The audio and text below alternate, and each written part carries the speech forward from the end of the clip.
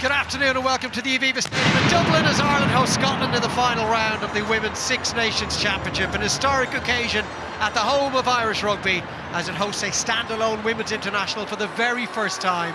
Scott Beamon's side looking to mark it with a statement victory.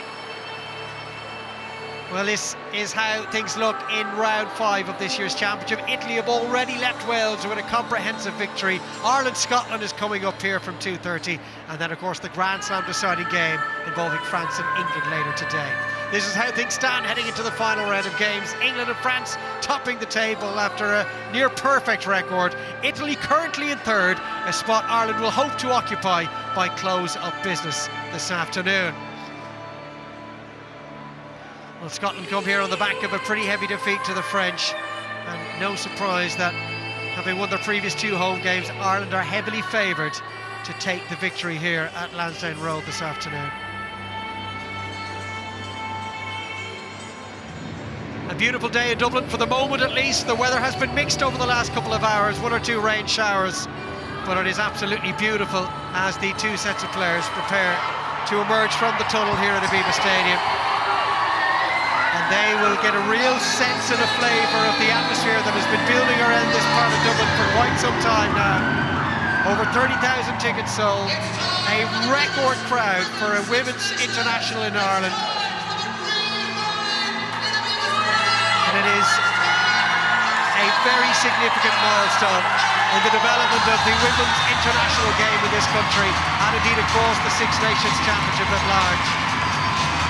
A new trophy as well to be awarded to the captain of the winning side in a couple of hours' time. It feels like a huge occasion, and it certainly is that. Ireland look to make it 3 home wins from 3, which would have been seen as the minimum requirement for this Irish team as it continues its steady levels of improvement under Scott Beamon. They are in a position to do so ahead of this visit of Scotland to Lansdowne Road.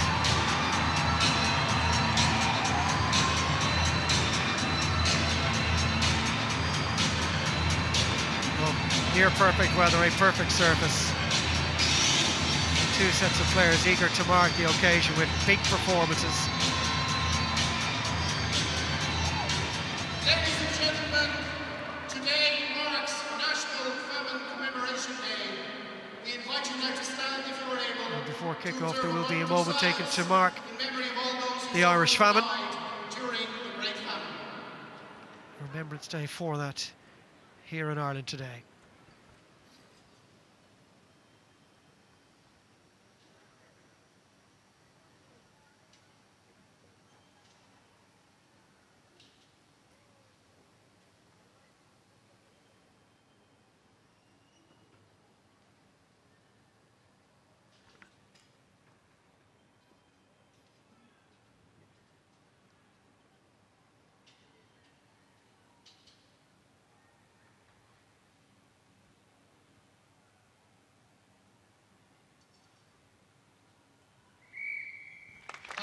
And a moment impeccably observed around the stadium as we take a further pause as we edge closer to kick-off for the anthems. And sung by Jenny Dalton.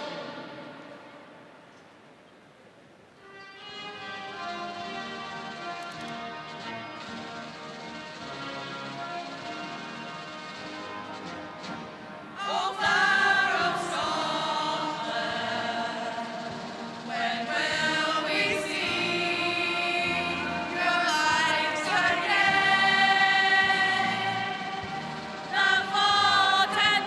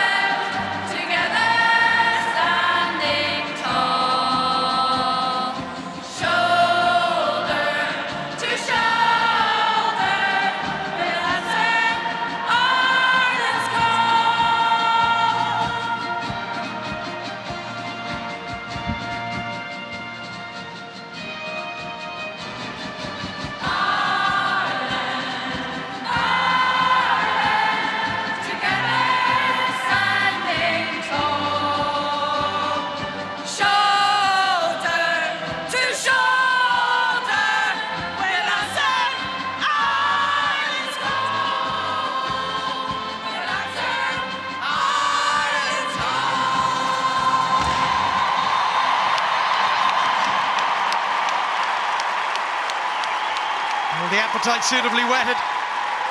The anthems belted out with gusto by both sets of players and indeed supporters here at the Aviva Stadium. Let's take a look at the two teams. One change to the Ireland side that began the win over Wales in Belfast. Sam Monaghan comes in for Dorothy Wall in the second row. Otherwise it's as you were. The back row firmly established with Aoife Wafer flanked by Brittany Hogan and captain Erin King. Elena Perry continues in the front row, having enjoyed a superb debut championship campaign for Ireland. Unchanged backline, fly half Dana O'Brien, the only Irish player to have played every minute of this year's championship. Eve Higgins and Aoife Dalton paired at the centre. Bevan Parsons on the wing will be aiming to add to the 4 tries she's already scored in this tournament this year. Well, Scotland make 2 changes to the 15 that began the 11th try drubbing at the hands of France in Edinburgh. One of those is to the pack. Emily Kubra making her 4th appearance in the campaign at number 8. It's back-to-back starts for Louise McMillan in the second row with her partnership with the vice-captain Emma Wassel. The front row unchanged from the weekend visit of France. Behind the scrum, Shona Campbell returns to the left wing in a backline that is otherwise unchanged. 2 tries in her first start for Scotland, so Rachel Phillips will once again play outside centre, the experienced Chloe Rowley at full-back. Captained by Helen Nelson, she partners Leah Bremner Holden at half-back. Quick look at the 2 benches. Vicky Elms-Kidlin returns to the matchday squad, having not featured since round 1 for Ireland. Corinne Grant could make her first championship appearance in 2 years for the Scots.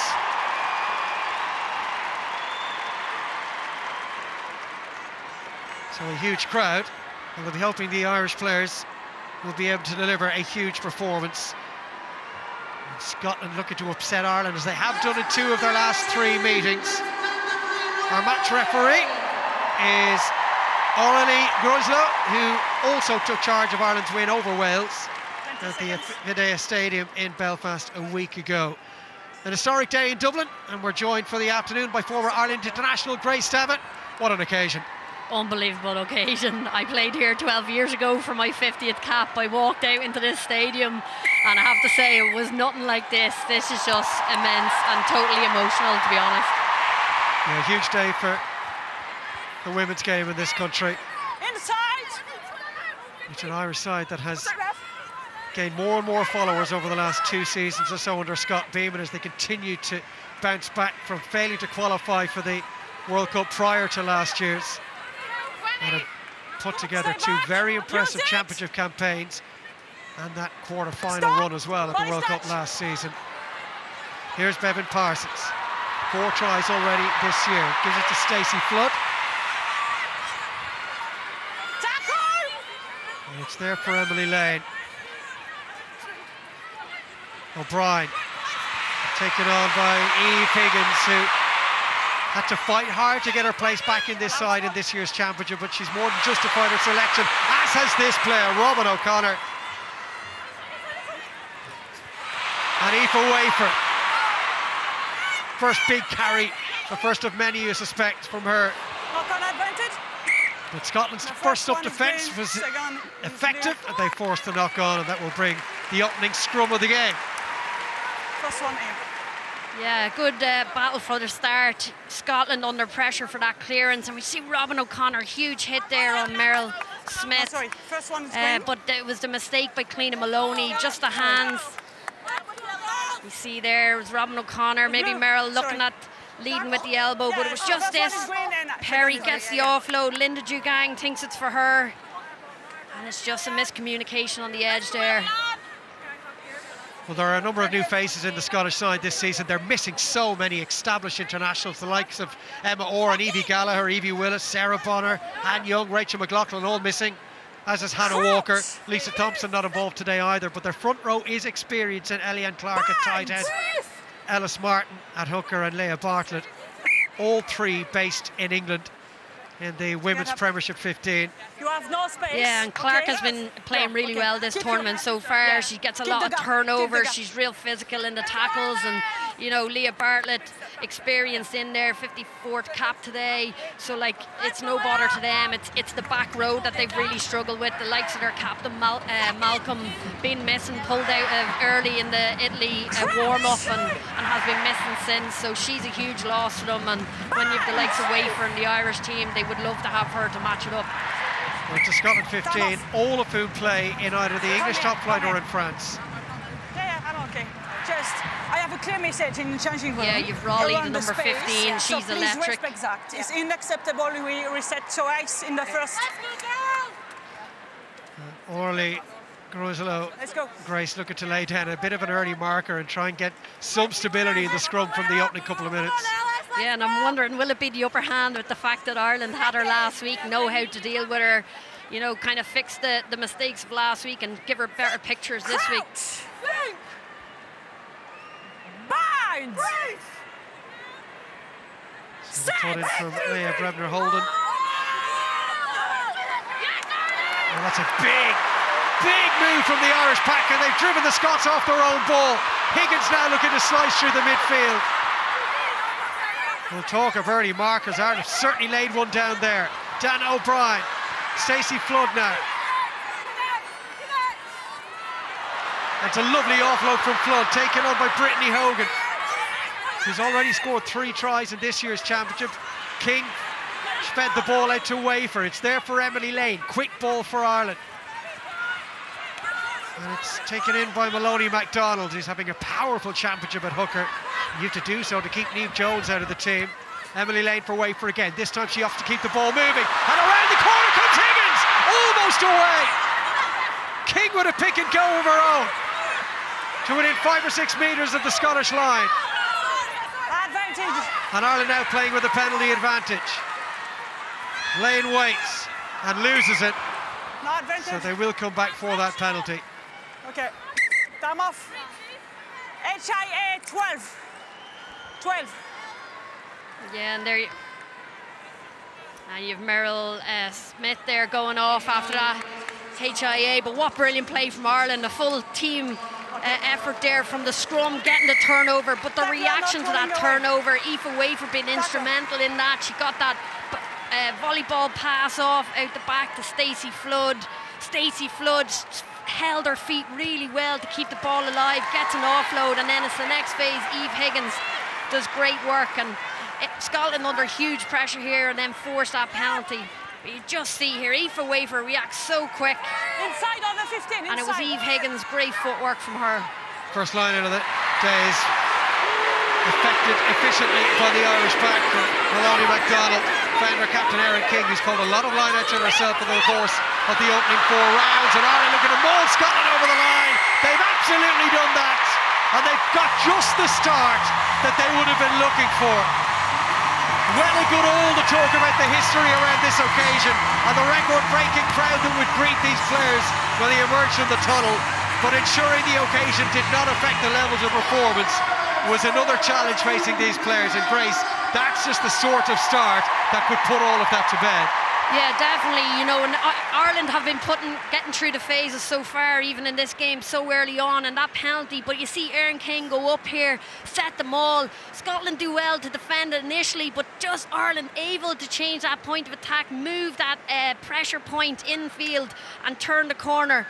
And it's Cliona Maloney knew exactly where that line was and got the ball down. So they'll be absolutely delighted with that start. And what's key is Scotland gave away that penalty, so if they're under pressure, and Ireland are putting them under that pressure to give away those penalties. Well, second try of this year's championship for the Ireland hooker, and the conversion that followed could not have been struck more cleanly by Dana O'Brien. It's the third time in her career that Cliona Maloney McDonald has scored a try against the Scots in the Six Nations Championship.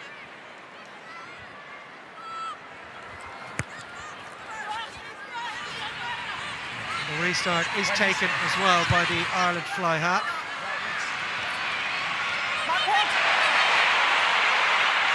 Here's Chloe Rowley. Retreat! Back towards O'Brien again.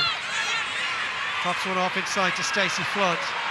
Ireland already finding gaps in this Scotland defence.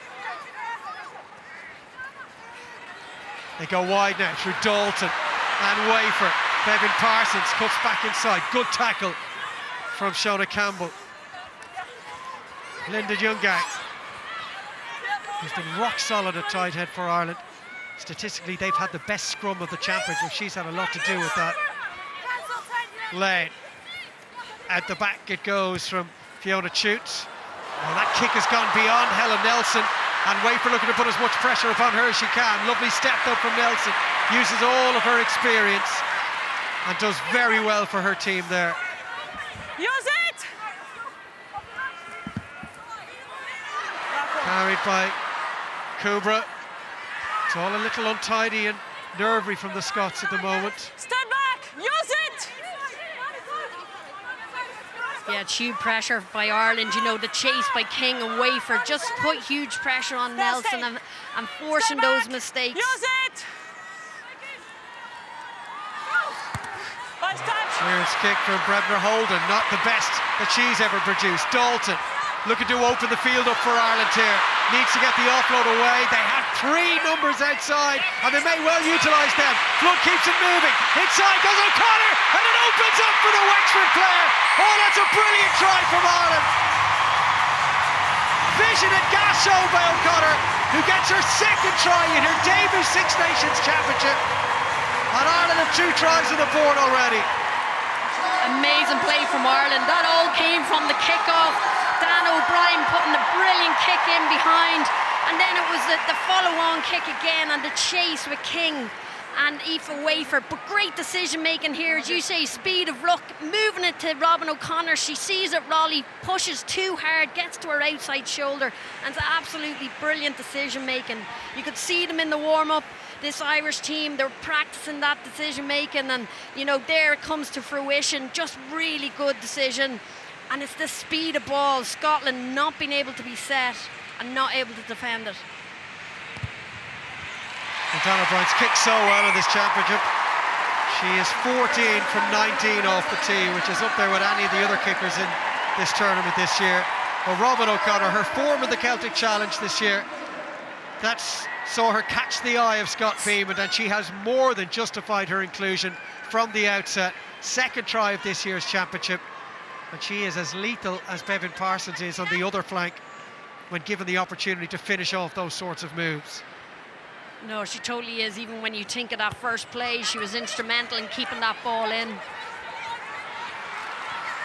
And here's the other Irish winger, Parsons. Tackle, release! Sam Monaghan.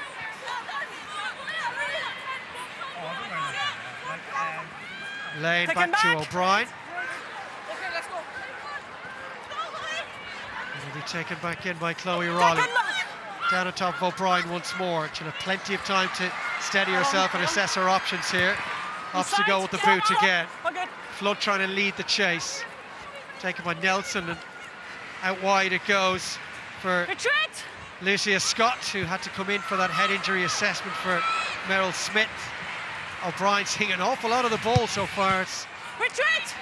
being drawn to her, or vice versa. Scotland running it back again. Well, that's gone to Knock on ground. advantage. Knocked on, Ireland gather it. Presented well by Maloney MacDonald. Aaron King plays scrum half, gives it out to Aoife Wafer, who goes right over the top of a really brave tackle from Shona Campbell, who knew what was coming there and did not shirk her responsibilities. Monaghan, soft hands from her. Eve Higgins. Lane, O'Brien. Good fend. Doesn't often take the ball right to the line, the Ireland fly half, but is clearly playing with a lot of confidence. Here's Maloney MacDonald for Linda Jungang. The two front rowers combining. It's all Ireland at the moment, and Scotland are gasping for breath here after a pulsating opening 11 minutes from the hosts.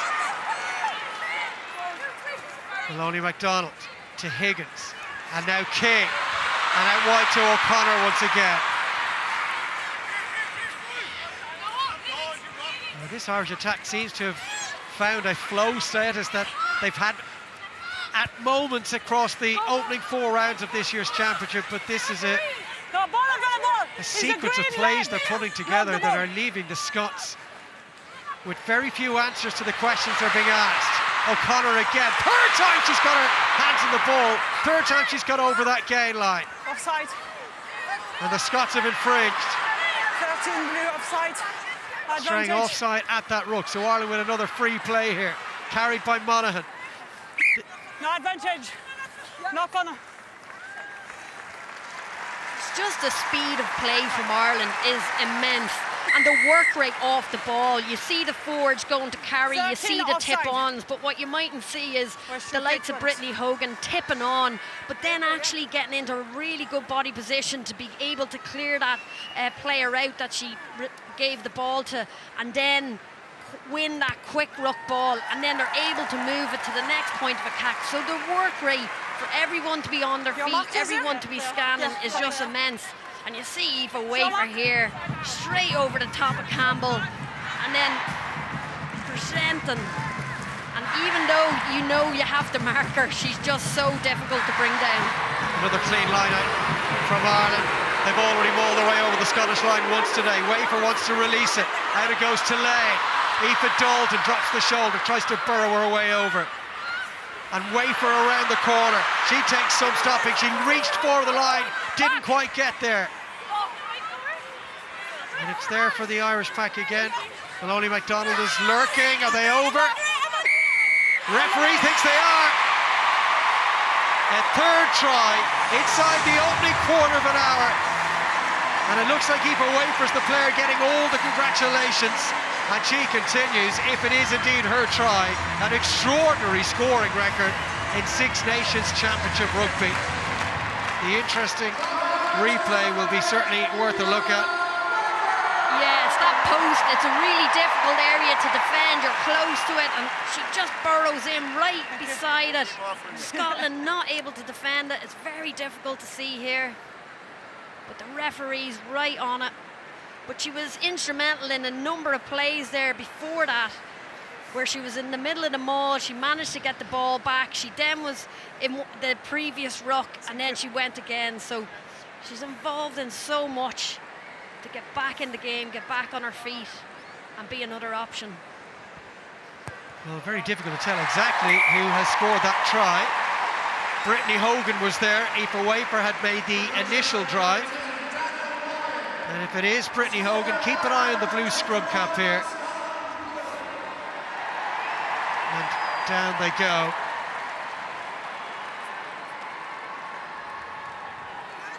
And Hogan with her 4th try of this year's championship campaign and her 5th in Six Nations Championship Rugby overall. The kick easily dispatched by O'Brien, and Ireland already enjoying a 21-point lead.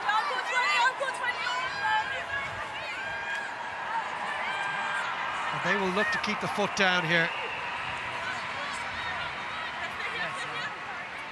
Taken back. Stop. Away by O'Brien, down towards Chloe Raleigh. 86th cap for her today.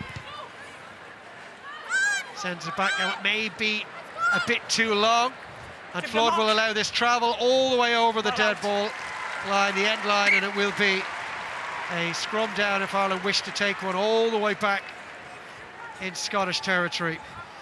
Yeah, and I thought Raleigh fielded that really well. She was getting the feel of the length of kicks that Dan O'Brien was putting in. She was in a better position to actually catch it on the full, but then just such a long boot. The bounce of the ball, she's always looking for the 50-22, and that one, just the bounce not kind for her. But what's interesting on Ireland on their counter-attack, when they kick midfield, or when they receive a kick, they attack back midfield, and what that does then, it gives them options either side to be able to attack, which is really hard for the defence.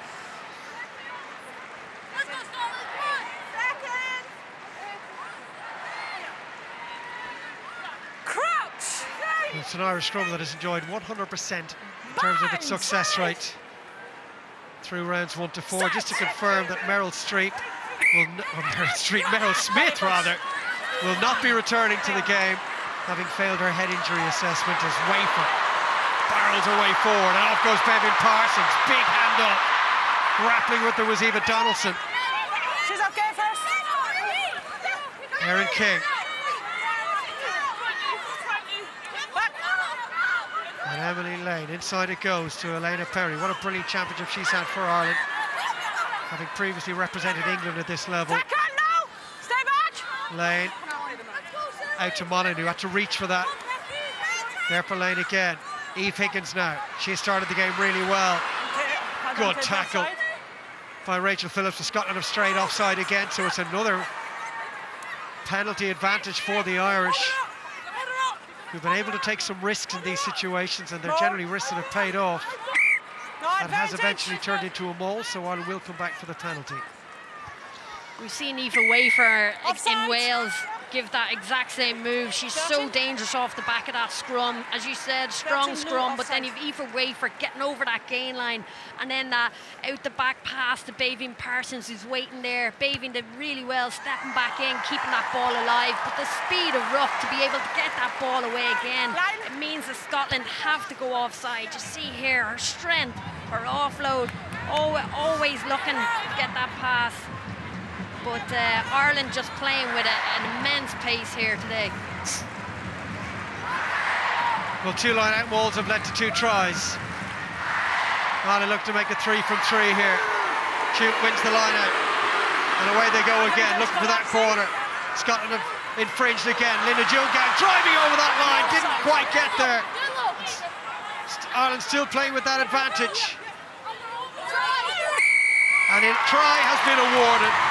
Bonus point secured already, and there may be further punishment for the Scots, who continue to give penalties away. Yeah, set piece working really well. They haven't been quite as accurate in some of the lineouts, but they've been really clinical in this 22, and they'll be really happy with that. The previous games, the likes of the France game, where they weren't able to turn all those opportunities into points, but for this game, definitely have been. You see Linda Jungang came so close when she peeled off, and then it was King that picked the ball up and managed to burrow through and get that ball down.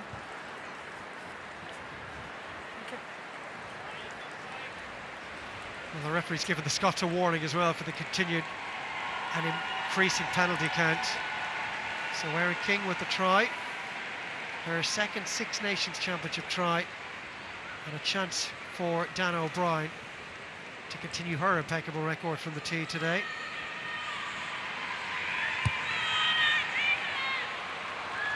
Not quite this time.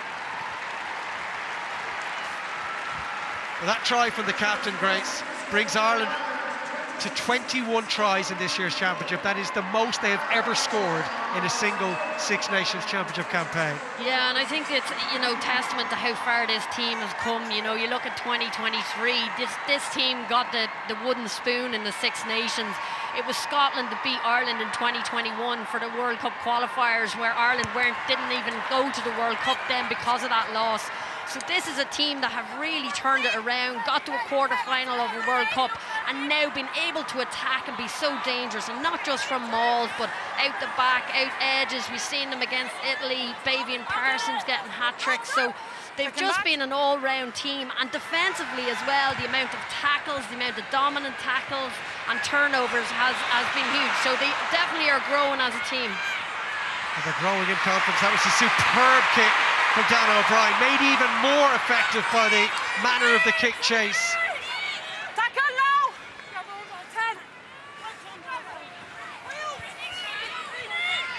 Well, it could be argued that this has been the most impressive quarter Taken back. of Test match rugby produced by an Irish women's side in many, many years. Play on. Stacey Flood. Sam Monaghan. Lane for Maloney MacDonald and O'Brien.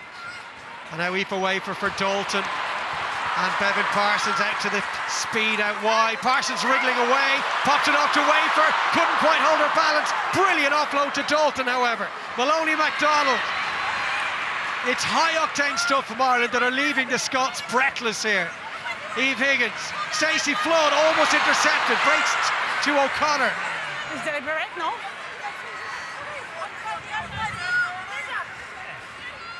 Linda Jungai, Only knockout. backed by Aaron King. Advantage. Yet another Scottish penalty. They may well be down to 14 players shortly. Monaghan with a big carry inside the 22. Lane for Perry. Put down by Rachel Phillips, the 24-year-old who's with Sale in the Premiership, as Stacey Flood looks to get in on the act here. Slower ball this time as Ireland just take it down a notch. Jungang with yet another carry. Lane inside to Maloney MacDonald. Opts to take it on herself this time, and it was a good decision too. Was that knocked on by the Irish 9? It was by Emily Lane.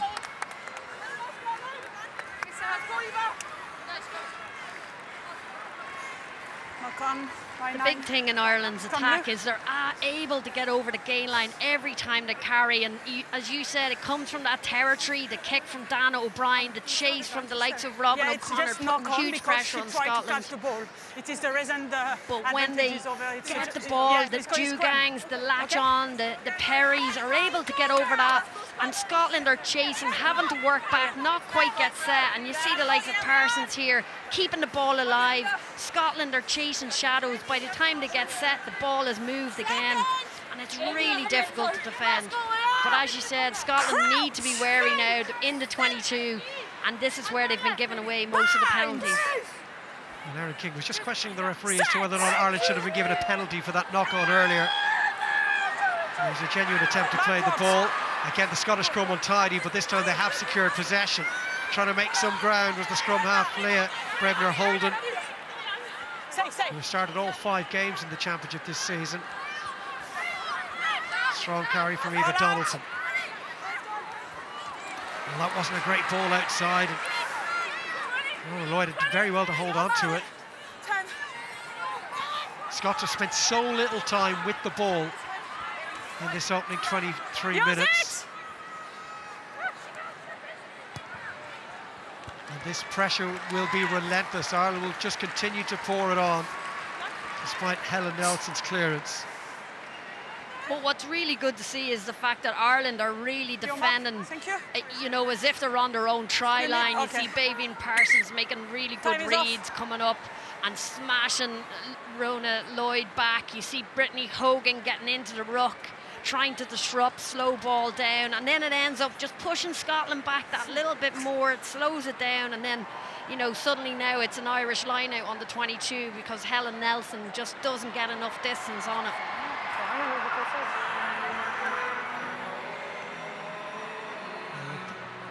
It's a problem down there. Scotland have already lost Meryl Smith for the afternoon. She's a huge loss for them. She was one of their big playmakers last week when Scotland were scoring tries against France. Yes, they lost, but they did get some good scores. It was Meryl Smith in as playmaker, giving those passes to Phillips, no-look passes that gave the space, and she is a huge loss to them, especially with the likes of Thompson missing. Well, Leah Bartlett, who won her 50th cap against Wales in the opening round of the championship, is fit to continue. Maloney MacDonald off the fingertips of Erin King, batted back down by Fiona Chute. Knock on, and there was an accidental offside, so a penalty and some light relief finally for Scotland. Yeah.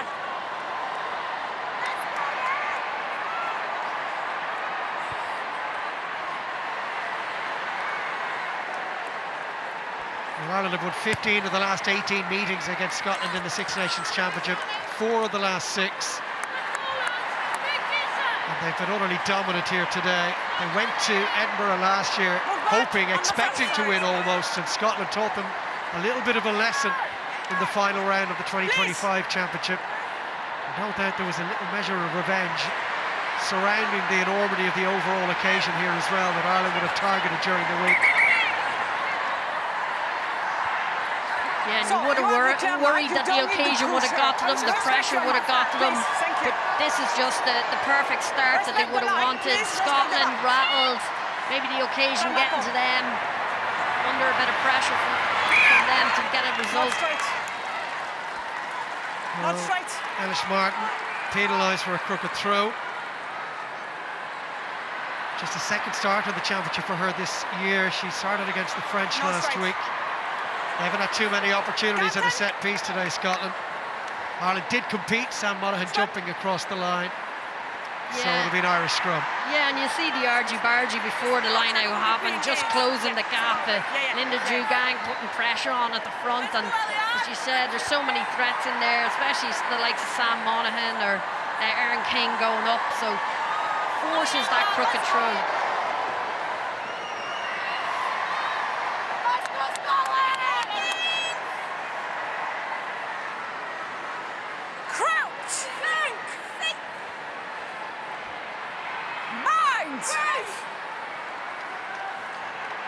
They would have spent the entire build-up Ireland looking for a quick start, but surely they could never have envisaged, no matter how well things may have gone, finding themselves in a position such as this. Yeah, really. Scotland going early there, Grace, and being penalised yet again. The penalty count continues to track upwards. Yeah, and you know, yes, it was a big set piece for Ireland, but just getting the hit in, wanting to get a hit a bit early to hold that pressure, and Ireland playing the mind games, maybe easing off slightly, and then because Scotland get that push on and Ireland make it really obvious, they win that penalty, and suddenly they're back to where they started, right in the Scotland 22 again. You see here Scotland pushing, ball's not in. Emily Lane holding on to that, making sure that she doesn't put it in while it's not steady.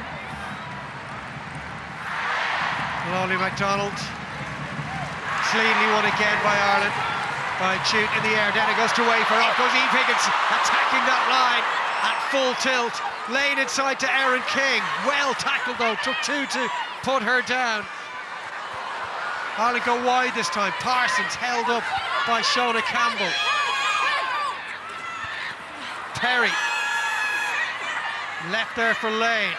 Monaghan has been very prominent so far.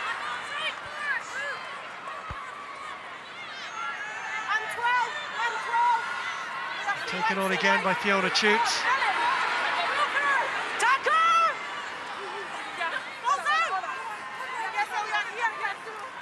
was a pick and go from Linda Jugang. It's an opportunity now for Sam Monaghan. Lane out wide to O'Brien. Reaching behind before it was Eve Higgins. Wafer goes digging for it, trying to find a way through. Behind her is Brittany Hogan. Jugang with a carry. And a pick and go right in around that try line.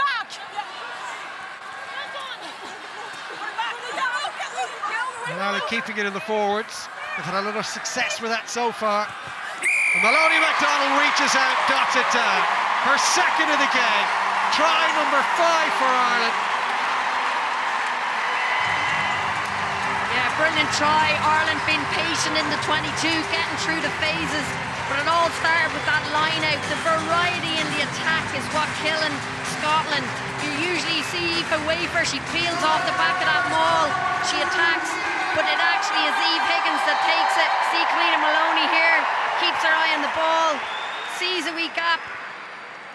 Just see here, reaches for the line, and straight away she dots it down, even with Emma Wassell trying to keep her out. But it was the success of the line out, the movement, getting it into Eve Higgins' hands, who hit that seam between the forwards and the backs, because the backs have to be back 10 metres. And then that gives Ireland the go-forward ball to get in behind Scotland, and really good patience from them to not force any mistakes and finally get over the line. Another almost casual, successful kick for Dan O'Brien. Time off. Check. Well, that's going to be reviewed, actually.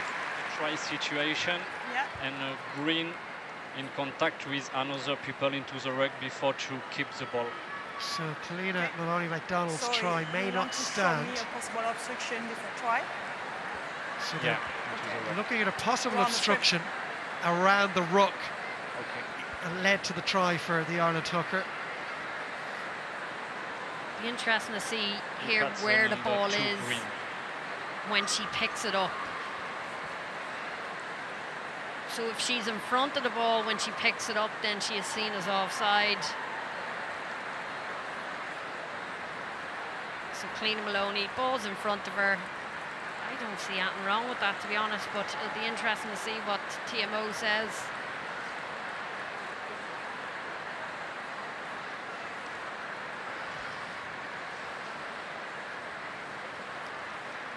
Well, it's an interesting one. Yeah, like if she was... Is she any more part of the ruck than No, those but standing Already? behind her? I have a decision. Yeah.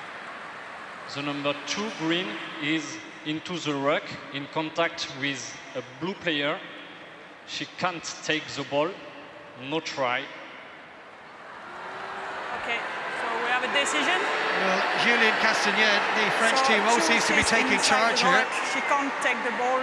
It's a penalty against Green, so penalty for you on 5. it's interesting. I've seen it before not given if the likes of Cliona Maloney reached behind her, between her legs, as she was part of the ruck and did it. But the ball was in front of her. She was on her feet. But because she's touching a Scotland player, even ever so slightly, it's she's deemed that offside in the she's ruck part because of the she's ruck. in the contact with the blue player. Perfect. But she needs to, yes, Perfect. before to keep the ball. It is the reason. Yeah, yeah. You are in the ruck. It is the reason. Yeah. On the So 5. Ireland's fifth And then try on the ruled 5. out. Thank you. A little bit of a let off for the Scots. And 5.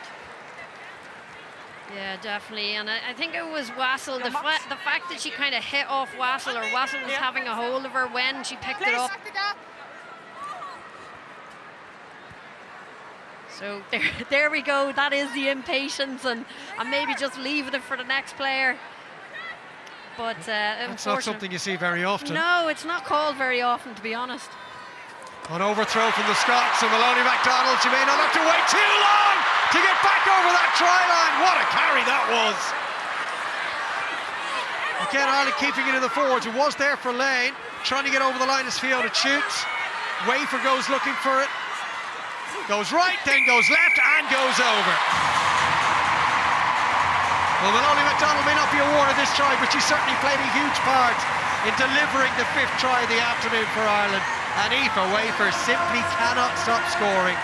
Now into double figures in 6 Nations Championship tries. That is her 8th in her last 8 tournament appearances. It's just insane stats. She tops most of the stats in attack and defence. But Cliona Maloney was like a woman possessed there. She was aware of that overthrow. She gathered it and she just put her head down, steamrolled over Scotland and left it on a plate for Wafer. It only had to wait one phase before she burrowed for the line, and she's just so good and so powerful in those close areas to get that ball over. Second year in succession, she has scored 4 tries in a championship campaign. The current player of the tournament, the reigning player of the tournament, and surely is one of the contenders for this year's gong as well. And there ain't no stopping Aoife Wafer from that sort of range. Yeah, and what's key with Aoife Wafer is, even like the previous line out, if you defend her, then she has such good IQ that she's able to get that pass away. So even if you suck in on her to close her down, she'll move it and make really good decisions around that.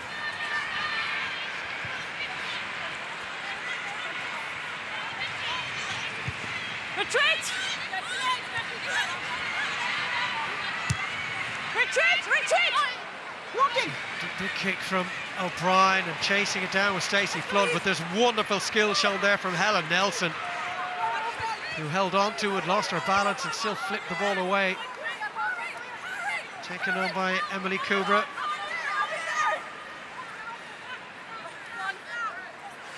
Well, Ireland continue to tick along at over a point a minute in a pulsating first half from their point of view, and a demoralising opening 40 if you're of a Scottish persuasion.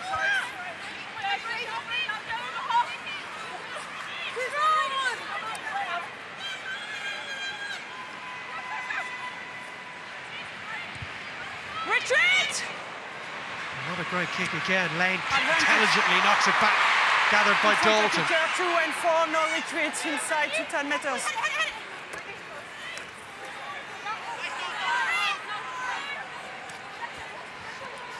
O'Brien, Eve Higgins. They've been unable to handle Eve Higgins in this first half, the Scottish defenders. She may not have got herself on the score sheet, but she has punched so many holes in the Scotland rearguard. Here's O'Brien, used Dalton as the decoy this time around. Flood straightens up, finds a bit more space, leaves it inside towards Lane. And O'Connor was very quick out of the blocks to snaffle the loose ball. No advantage. Good contest. I come back for penalty. We'll come back for an Irish penalty. 2 and 4 in front of kicker.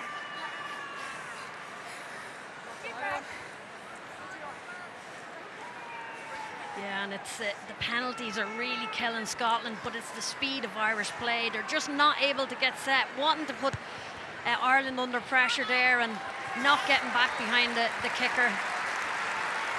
See here, they're all running in front. It's just it's an unforced error really from your outside backs. They know that Nelson's going to kick that. They need to start behind her. Just jump the gun, and as you see there, Scotland 4 penalties to 2.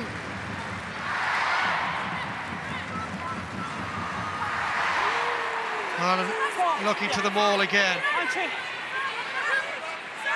And another Scotland penalty. And I think Erin King now needs to start going to the referee. You know, this is the 22 again. It's another one in the line out in the maul set piece.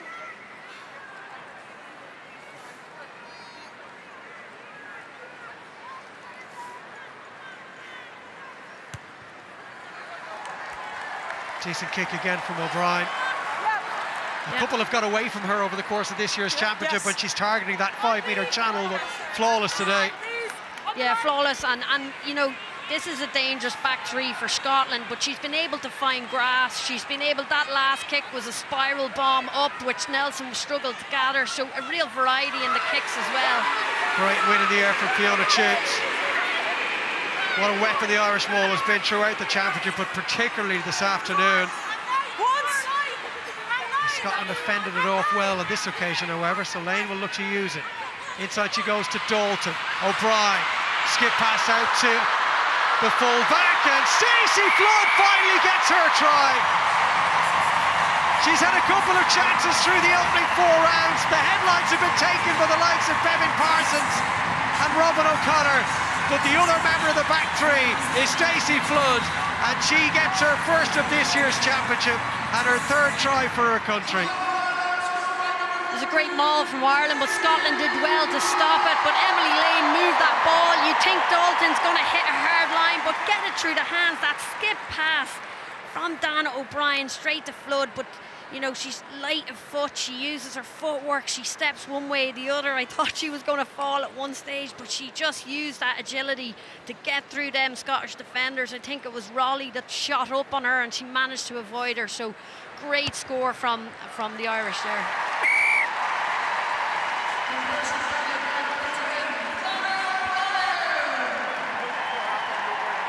So many times in an attack like that, you would just see the 12 crash it up, but it's the variety, changing the point of attack, moving it slightly wider. Scotland just not able to cope.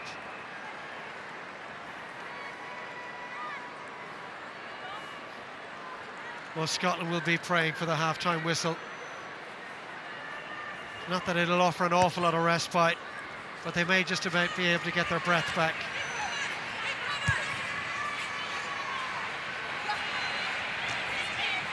There's Raleigh, inside it goes to Helen Nelson.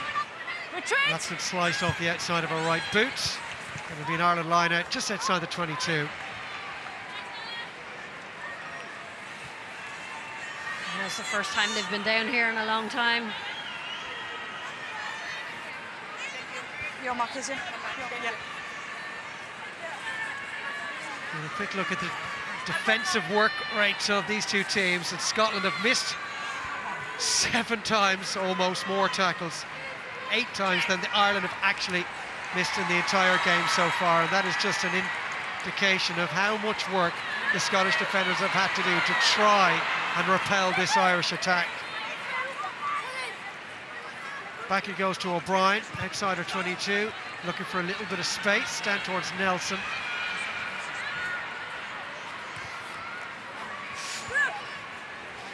Good communication between Flood and O'Brien. Retreat! And it's Flood leading the chase. Coming, looking for it as Raleigh. Oh, she just misjudged it. That's a drop from the skies. Quickly onto it, though, was Lucia Scott. Retreat! And she kicks it as far as Robin O'Connor.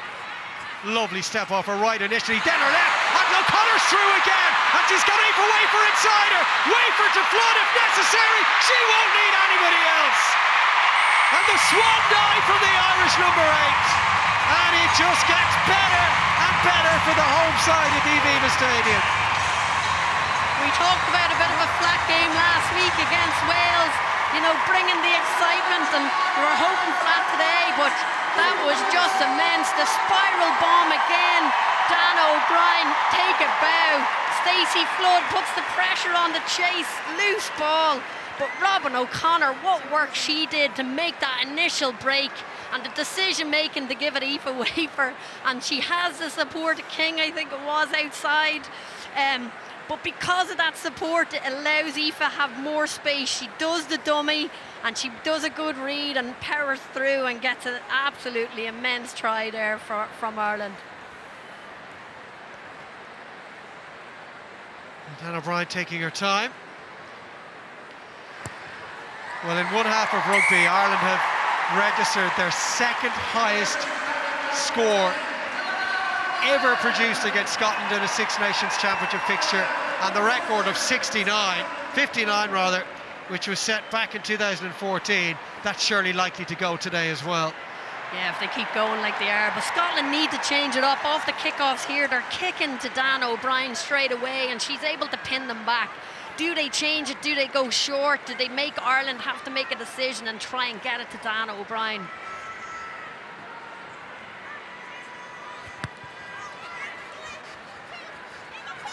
Here's Bevan Parsons.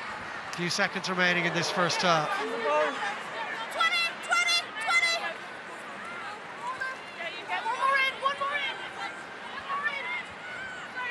Stay back. Use it.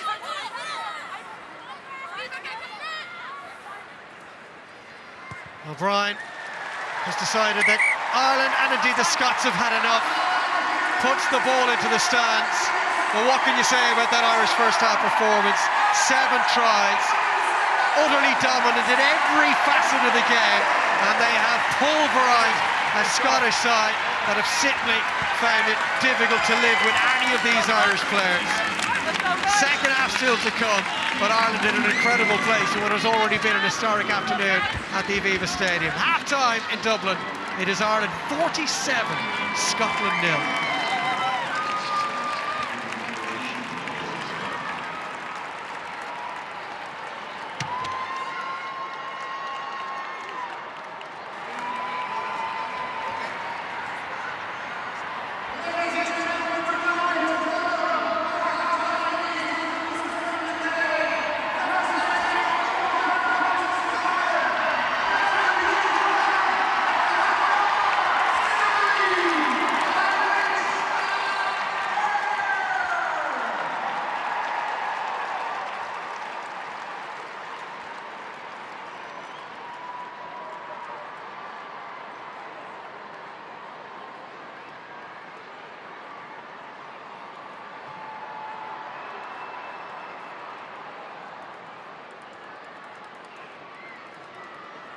We're also delighted to be joined today by members of the Ireland under-18 and under-21 sides.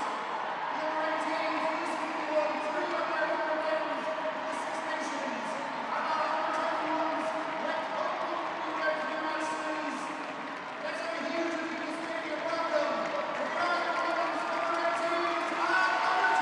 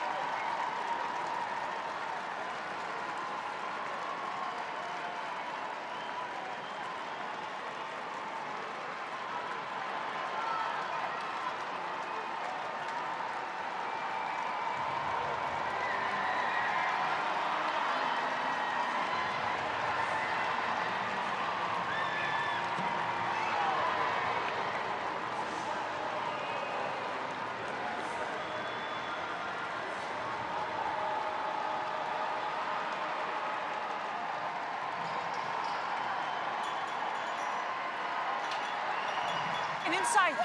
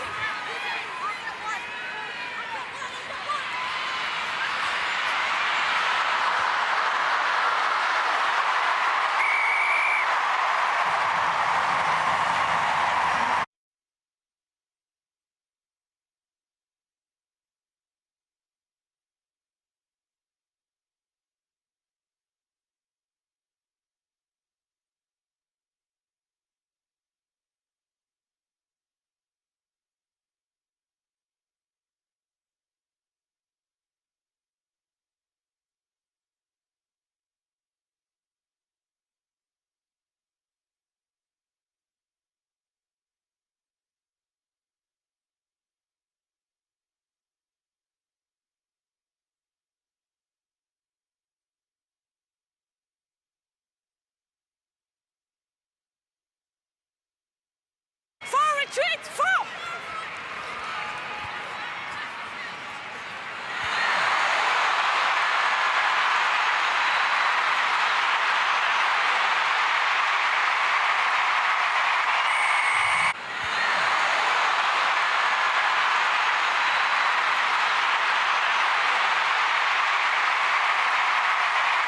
Retreat, 4!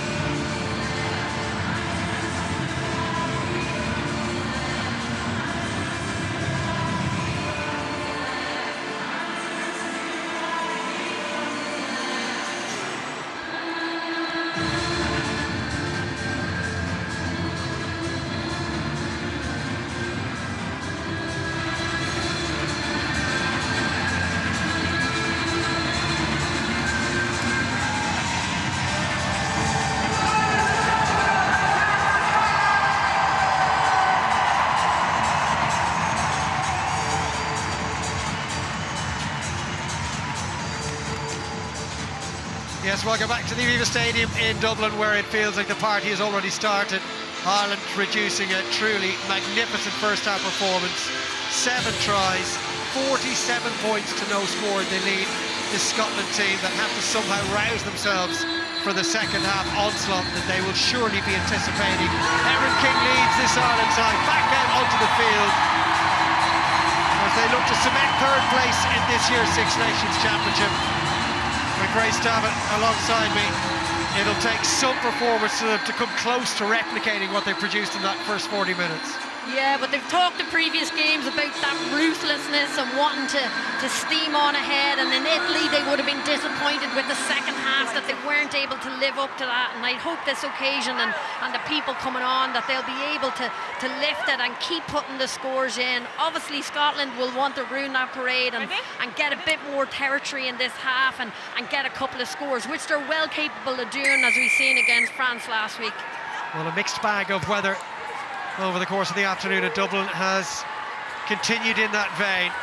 The sunshine of the first half replaced by driving rain now in South Dublin. So conditions down there a bit more difficult.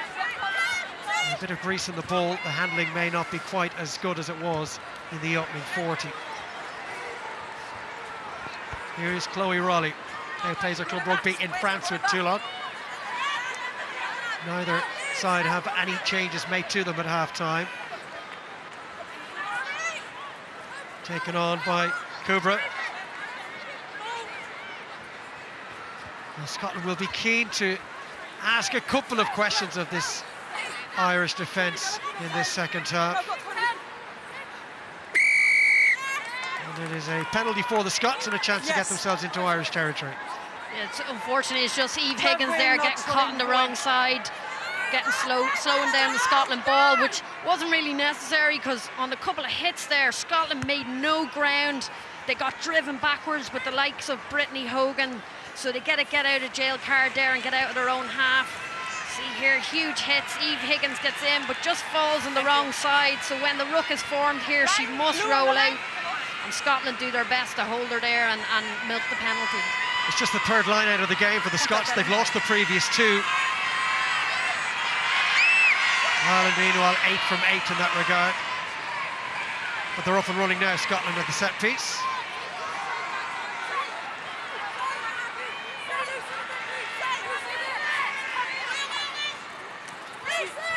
As they look to put some phases together, they have not really had any continuity to their play at all in the game so far.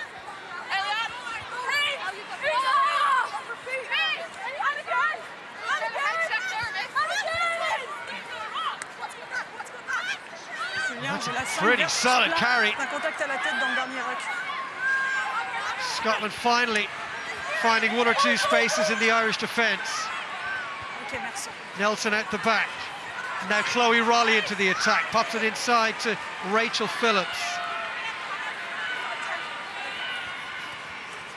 Good tackle by Brittany Hogan. Well, Ireland have already made as many tackles in the first half as they missed in the entire opening 40 minutes, as many in the second half rather. Just 23 tackles Ireland were asked to make in that first half. Dan O'Brien and Linda Jungang in there trying to hold that ball up. Sun comes back out from behind the clouds here in Dublin, and Ireland get in over the ball and win that penalty. And it's Erin King leading from the front as always. Yeah, Erin King, she's so strong in that area. She's first on the Six Nations list before this round with 5 turnovers. Gets the grounds, the big hit by Monaghan, and she just latches on the ball. I thought Aoife Wafer could have had a penalty a few phases before that. Got straight in over the ball, but had to release it due to the ref calling it. But Scotland changing the tactics here. Even with the likes of Nelson getting the ball, they're not kicking it. They're not wanting to give Ireland the possession. They're working through their phases and finding space and working their way up the pitch. But with that, as you get through the phases, all it takes is one mistake and suddenly you're back to the drawing board. Maloney MacDonald off the top from King, and Lane for O'Brien, and now Aoife Dalton. Ireland's own little pocket rocket in midfield. Just fell awkwardly, Aoife Dalton, but thankfully she's back on her feet. Here's Emily Lane. There's a little go on her own.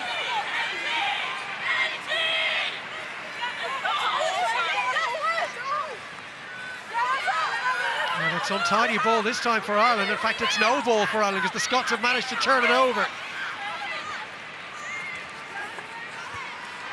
And they are now starting to get over that gain line with a little more regularity. Taken in by Bremner Holden, out wide it goes. Nice step off her right by Chloe Raleigh. Now it's back into the hands of Nelson, who's fleet of foot. That fly half for the Scots. But they haven't been able to hold on to it. In goes Erin King again. And it's there for Maloney MacDonald to go in and play scrum half. Sam Monaghan back to Stacey Flood. He's made some very good decisions with the ball today. Lane has to grapple with him for it. Advantage. It's another penalty advantage for Ireland. 7. And the culprit this time, Eva Donaldson, the Scottish Open side. On the opposite side, and she's offside in the second Can I speak to you quickly about them at the breakdown? Yeah. I feel like they're coming off their feet a little bit and then onto ball. Okay, no problem. I look. Thank you. It was Erin King, masterclass again, latching straight in. It was her work rate on her feet to get around into the good position on the ruck. Latches straight in on the ball. It's such a difficult skill to do. You see so many players, they hit the ground first and then get the ball, but she was straight in latching on that. There we go. So great turnover for Ireland again. Patience, good strength in her body. She's holding the weight on her legs.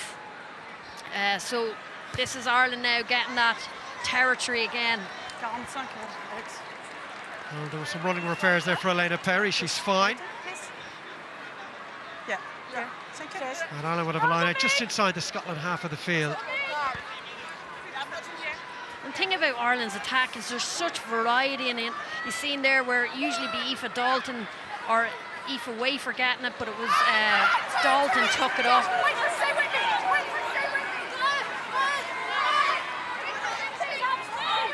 Lane, Higgins took that at a standing start, still manages to pick up a couple of yards. Good tackle though from Nelson. Great handling in the midfield from Aoife Wafer. They found Erin King, who's playing a central role here so far in this second half. And up and under for O'Connor to chase by Dan O'Brien. And O'Connor timed that tackle to perfection. Had the discipline and patience to hit the brakes at the right moment. Carried on by Kubra. Just 19 years of age, the Scotland number 8, the only Scottish-based player in the starting 15, and they've won another penalty. Ireland not releasing. I think Aoife Wafer's so quick the ref can't see her releasing and going back in, but great time. And Robin O'Connor, she watched Rona Lloyd the whole time. Rona didn't get air, she did not jump, she stayed on the ground, and that just gave a real invite to Robin O'Connor to actually hit her on the full and put her back where she'd started. So huge hit from her, but yes, the mistake again with the penalty there from Aoife Wafer.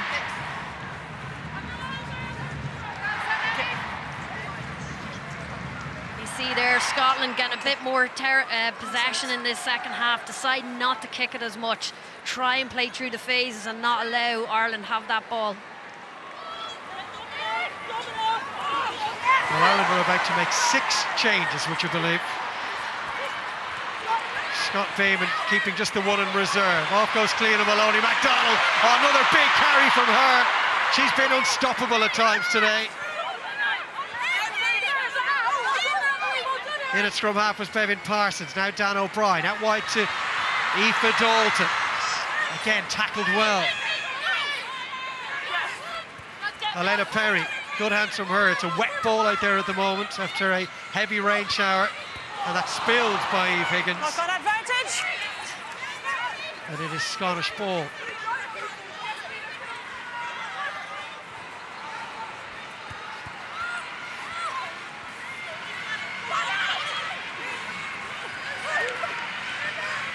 Higgins goes in for the poach. Driven off it. Move back, move back. Move back. Thank you. Taken back. Back to Nelson. Advantage Unusual over looking from kicking O'Connor. style on that occasion. Parsons got a late call from Flood and backed off it just in time. Wafer out the back to O'Brien, looking for some space. And has she overcooked that one? She has. So they'll come back for a Scotland line out just inside the Irish half of the field. Yeah. Time off. soup. 1, 2, 3, 4, 5.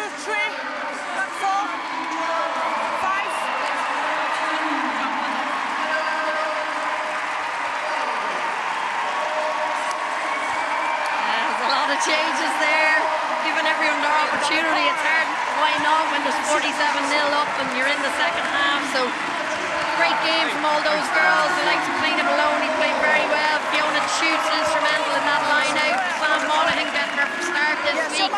Robin O'Connor's gone, who was absolutely immense in the first half. Yes, thank you.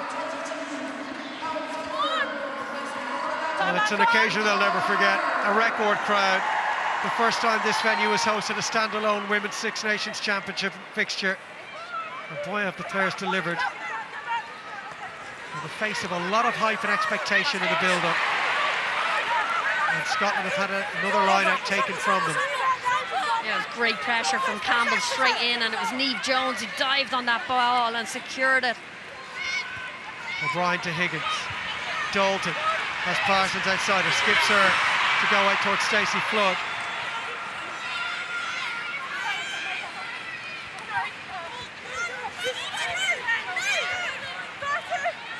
Lane. Taken in by Cahill. Another player who's had an impact in this year's championship, her first Six Nations tournament. Higgins again is stopped by Rachel Phillips.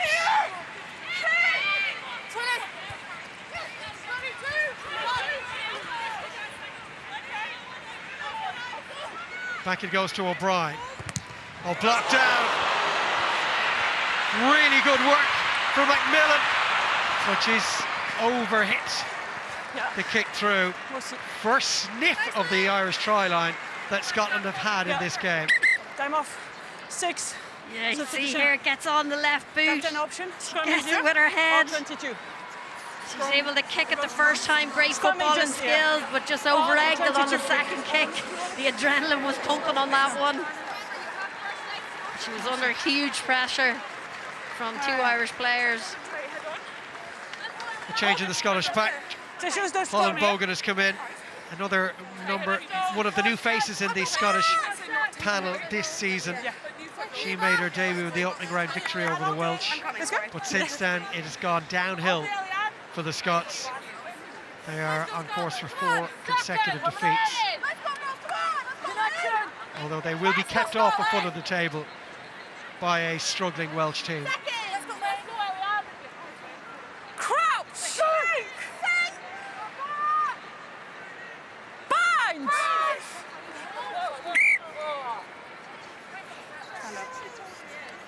Stop. There's too many discussion now. Just respect your job, okay? Stay straight. And the long bind, please stay high, okay? Yeah, I'm coming. Yeah. Stop. I'm coming here. Yeah, thank you. Leah Bartlett trying to use her experience there against Eilish Cahill. Get in the ref's ear, stand up, put pressure on Cahill, but she'll be well used to it now. She's seen her now. I think this is her 3rd time this Six Nations, so 4th time. This is her 4th cap today. Bind! Set! 1. We'll only get the penalty before Lane can even put that ball in. Yeah, and Bartlett gets pinned there for pulling that scrum down. So it's a good outlet for Ireland. Get in close to the Scotland half, build that territory again.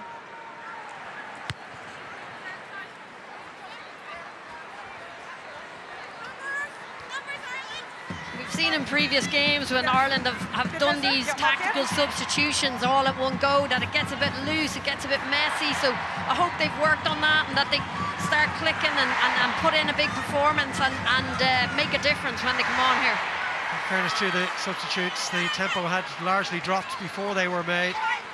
Difficult for Ireland to maintain what they produced in the first half. That was nearly picked off by Scotland, but Flood got there just in the nick of time. Good work from Vicky Elms-Kinlan. The Leinster wing back in the squad today after featuring against England in round 1, but not since. O'Brien gets that ball to ground. Lane for Higgins.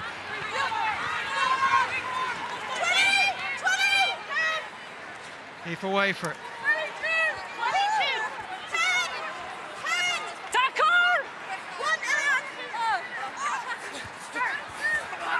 Here come Ireland again, carried by Ruth Campbell.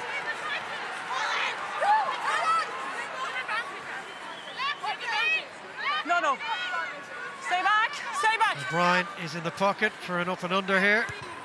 Stop. There's a lot of height on it, not much distance though. Elms Kinlan underneath it, knocked back on the Scottish side, dropped by Raleigh, and knocked to the person that you would want from a Scottish point of view to gather it, and Aoife Wafer. Out the back by Campbell. O'Brien, lovely skip pass to Dalton, and she feeds Stacey Flood, who's got Parsons on the outside. Burns back inside, looking to get beyond Campbell, breaks for Flood again. The referee's happy for play to continue.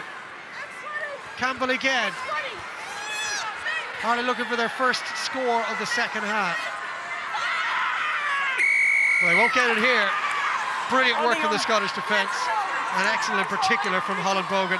Her first real contribution since coming in from the bench.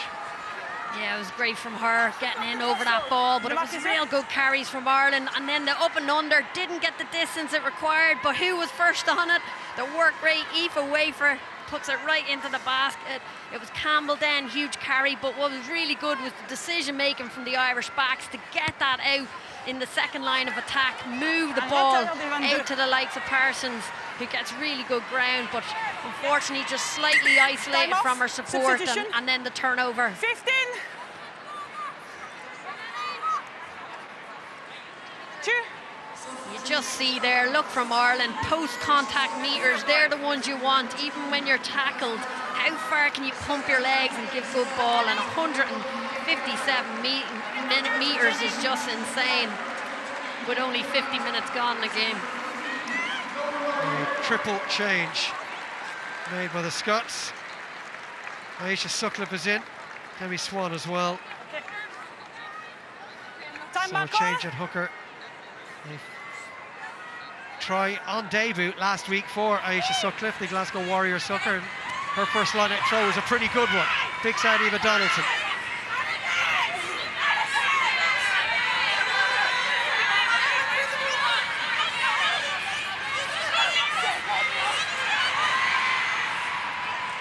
Nelson, crossfield kick coming through.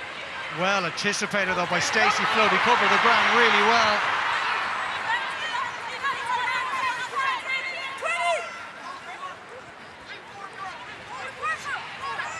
Presented well by Wafer. Lane for Dalton. Lovely step off her left. Her footwork is excellent. She gets that ball to ground so quickly. Brittany Hogan with the carry. Now Erin King took that going at full tilt as well. Lane has a little go on her own, sniping around the fringes. No one in there to play scrum half, so Cahill is there. Untidy ball for Ireland.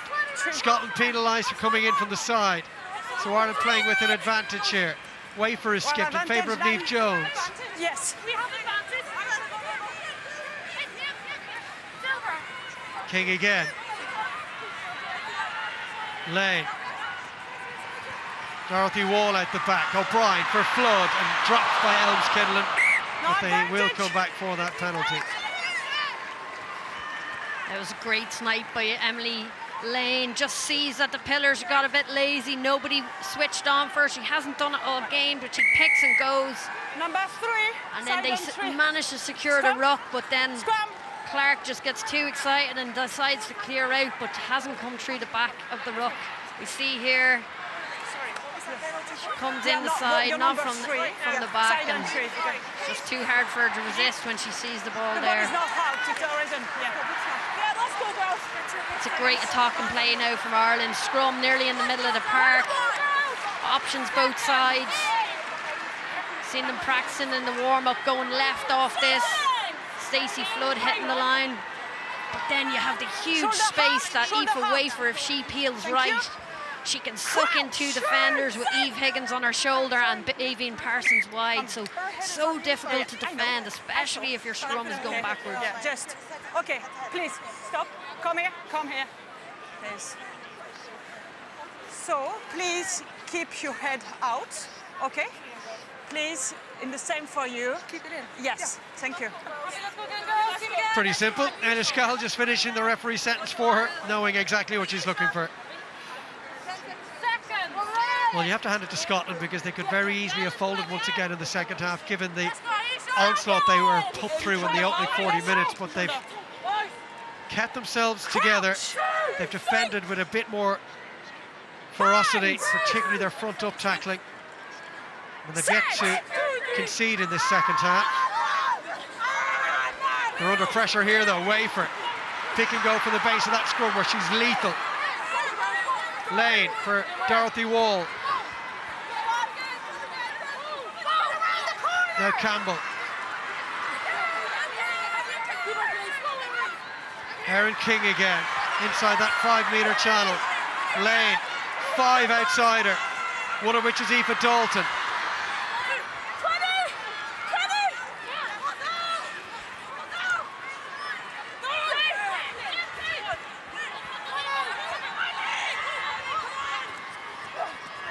Taken on by Sive McGrath. Stay back. King once again opts to keep hold of it.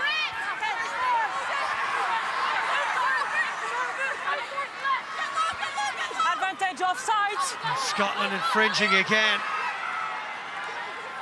Ireland will keep it tight for the moment. Hand ups. 8. King goes herself.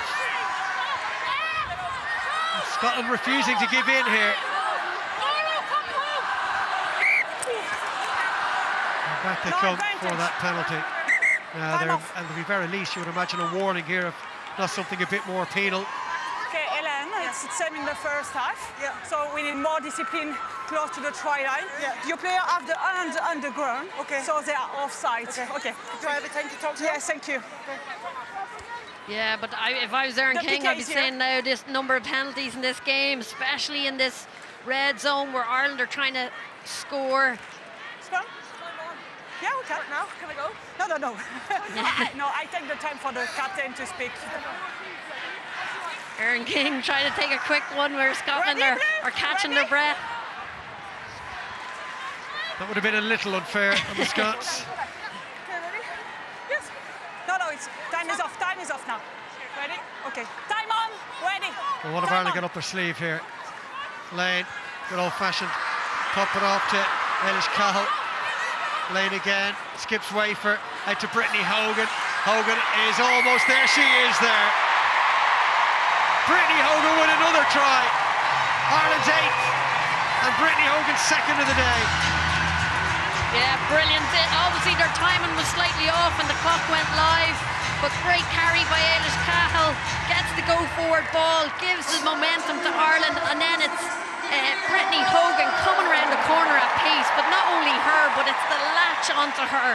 The players behind her driving her through. As soon as that contact comes, you'll see it here. She gets the ball, and it's Dorothy Wall and King that just support her, push her through and make sure she gets that ball ground. So great timing here. You see King just pushing those Scottish players back. Great effort and, you know, great resilience from the Irish team to just keep plugging away in this 22. Another easy kick for O'Brien.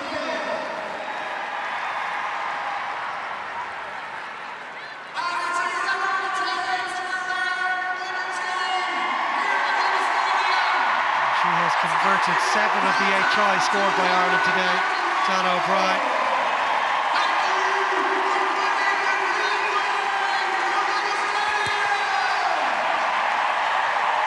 20 minutes remaining of this year's championship for these two teams. A championship that promised much for Ireland with their 3 home games.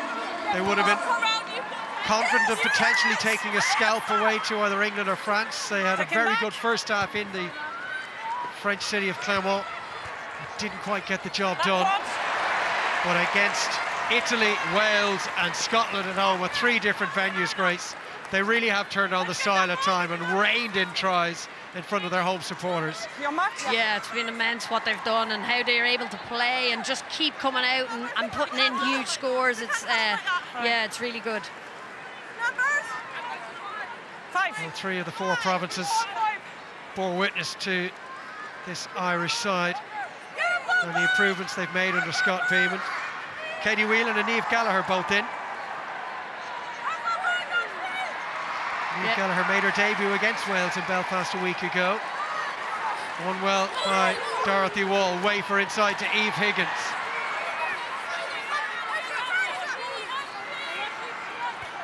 Well held by Erin King.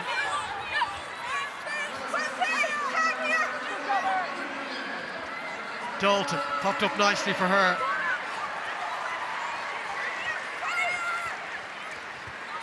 O'Brien tries to slide one through. Backtracking was Shona Campbell, who's done really well here. And then she's met fearsomely on the gain line. Ireland looking to peg Scotland back inside their own 22. Inside.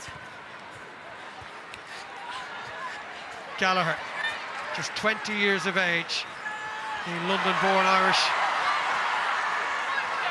fullback. Yeah, she's a great player, Gallagher. She played with the Ireland under-20s last year. The pleasure of being involved with that team and how good she is. Great Gaelic footballer growing up, and then rugby, and great kicker of the ball, great agility and speed and power. So everything you want in the attributes of one of these Irish backs. Dan O'Brien attacking the line, pops it off to Gallagher. 2v2 out here. Flood looking to cut inside, and she's lost it. The Ireland backline getting going again in what's been a quiet first half so far. No advantage, knock on.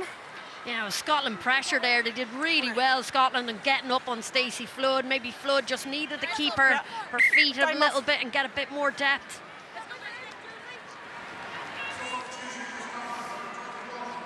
Nine. See here, good pass. Dan O'Brien straightens up really well, sucks in Scotland. Gallagher gets the pass away, but really well read by Scotland there. By Campbell, just gets the hit in, forces the knock on, and then Stacey Flood paying it back second time round. But it will be a Scotland scrum here from that initial knock on. What a half!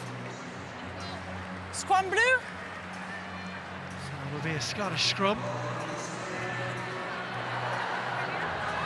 Well, Ireland haven't quite clicked in the second half, but they've certainly dominated the ball in the last 10 minutes or so.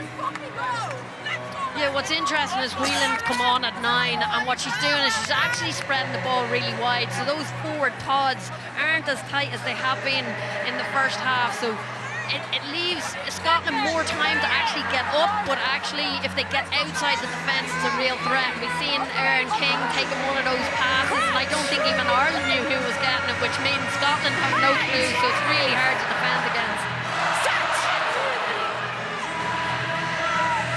Again, the Scottish scrum under all sorts of pressure, but they did well to get the ball away this time. Ireland have managed to turn the possession over though. Helms Kinlan, good strength from her. Donovan's good. Stay.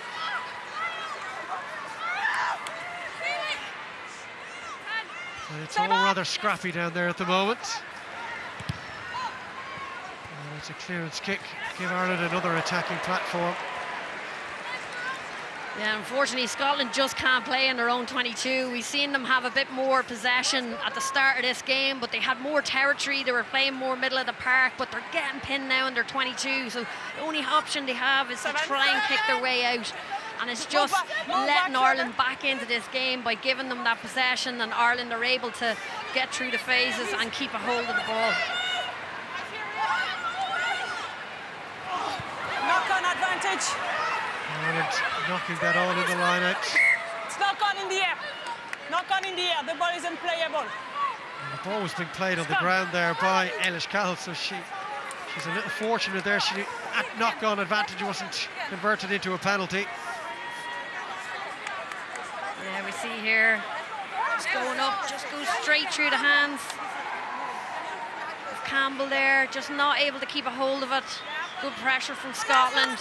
Scotland scrum now. It'll be interesting to see, do they kick this or do they try and get through the phases? I think they've been so suffocated of possession, they'll want to go through the phases, but they have to get over gain line first time. Crouch! Bind! Set! C'est okay, c'est okay. Here comes the Irish power.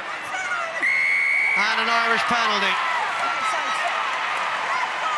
Yeah, you can only attack off a scrum when you're able to secure it, and that's huge pressure from that Irish pack. The Irish pack has just been immense today in every facet of the game. Yeah, Obviously that line out a bit of a mistake, but to be able to turn over the scrum then and turn the screw and pin Scotland back into their 22 again.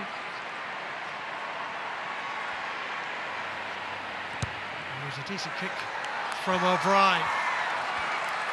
Gives Niamh Jones a chance at this line out. And this is how this penalty came about. Scotland have had no answer to the Irish power in the scrum today. It's a scrum that has improved so much over the last 18 months. One off the top by Wall. Wall, a set ball came to ground though, and was lost forward. This is the clinical thing with Ireland, you know, they want to keep going. You have the changes in, we see the likes of Dorothy Wall, Niamh Jones at the back there, and it's just keeping it tight. Good take by Wall here, and it's just Wafer coming in. A bit too difficult, not able to keep, she thinks Wafer has it, but just ball goes loose.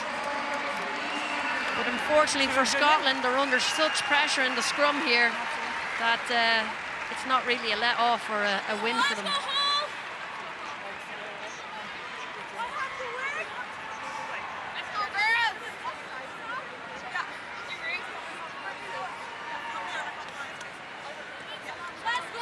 Scots will be thankful that Ireland haven't been able to continue the tempo with which they played in the first half. But they haven't troubled Ireland at all at the opposite end of the field. Still time for them to leave with at least one score. And they've got some defending to do here first.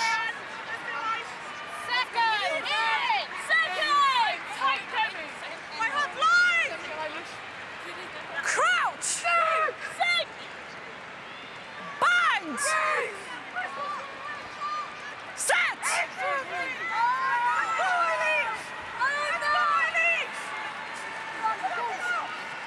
Where they go. It's a good tackle, and Lucia Scott. Nowhere to go for Holly Cunningham.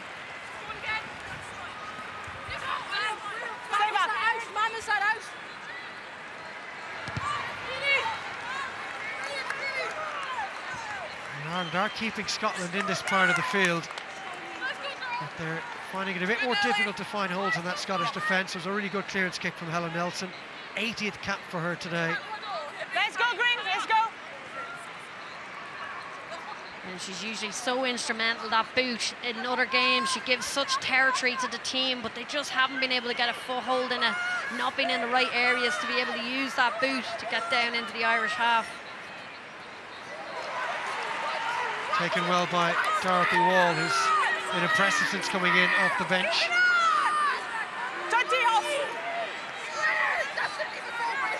Ball in the arm of Niamh Jones. Played by Whelan, out to Higgins. Wafer, still full of running. Hungry for more scores. Dorothy Wall, big carry from her. Very well tackled by Holly Cunningham. Dropped by O'Brien, was that knocked on the ground? Referee says play away. Lane for Dalton, or Whelan rather for Dalton. And Whelan again, inside to Erin King. It's okay, it's okay. Carried on by Cahill.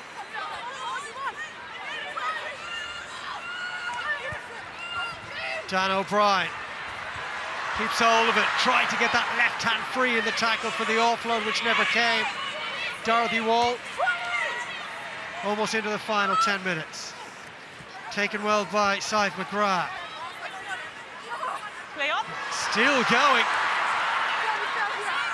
put that ball on the deck and regathered, and off she went, more yards gained. Wall again, brilliant offload from her. Ireland edging closer, Not on advantage. but it has been lost forward. And again, a Scottish defence showing real character, with this game as a contest long since done.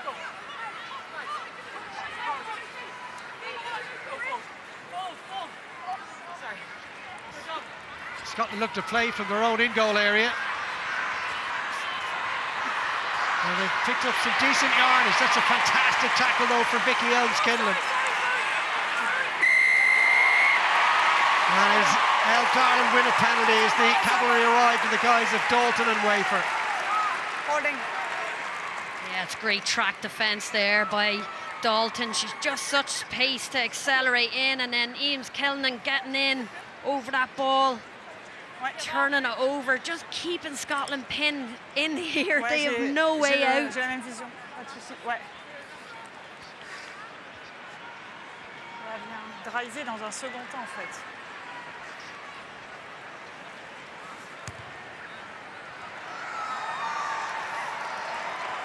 So Dan O'Brien has put that one towards the corner. These are the players in contention for the Guinness Six Nations Player of the Match today, Grace. Yeah, there's just so many that you could pick, you know, in this whole Irish team. They were so good, but, you know, that back row, Wafer with her tries, Hogan with her tries, we've seen King just getting those turnovers, big carries, just being instrumental in everything, the latches, and Dan O'Brien there, what a game for her, those kicks. She's had such a variety of them. She's put Ireland in a really good platform, getting them in the right areas of the park and giving them that go forward with like the likes of the spiral bombs and kicking into finding grass and just giving them that go forward and giving them that territory that they so need and have those forwards running onto it. Well, that's a glaring statistic. Scotland have yet to find themselves in the Irish 22 today. And that is how one-sided this game has been. And not only that, but look at the points when they entered the 22. Ireland said they wanted to be clinical when they got opportunities, and that just shows 54 points out of 22 visits. But Scotland only had 3% in this Irish 22, so haven't been up this half, the Irish half, at all, really. Ready? And not only that, but now they're just pinned in their own 22 and not able to find their way out, and now Irish possession again. Time back on.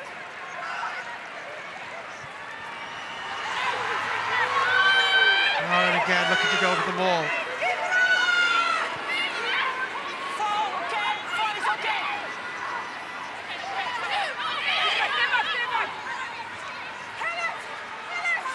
Wall is stopped.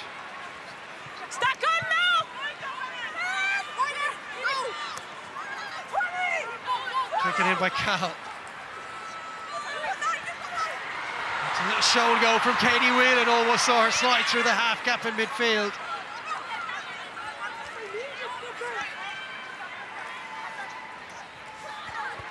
Eve Jones, nowhere to go, so keeps hold of it.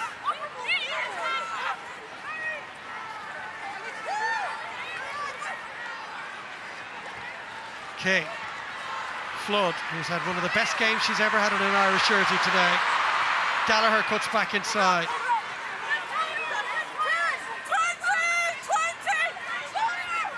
Wafer.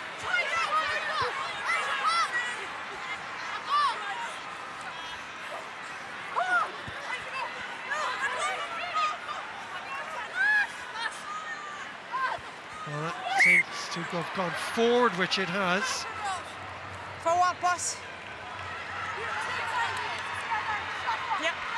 Well, Scotland introducing Molly Pullman for her 5th appearance of the championship. Into the front row she goes.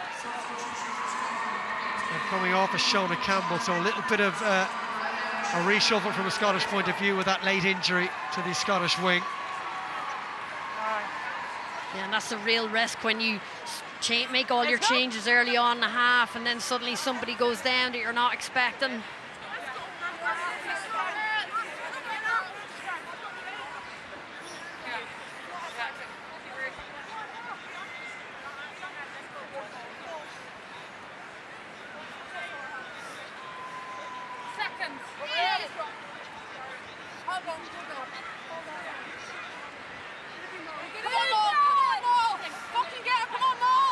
Colourful language coming off the referee's mic in between the two front rows there.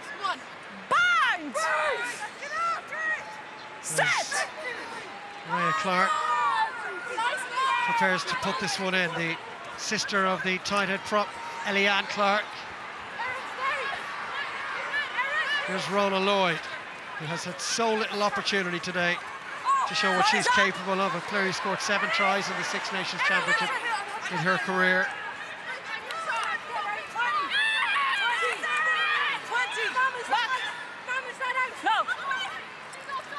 At the back it went from 19. Aisha Sutcliffe, but Ireland were offside.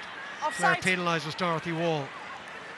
No. And it was ball really is good up. defence from Ireland. So it's play on. Katie Whelan got off the edge of that scrum, managed to get the first defender. They were able to match up really well.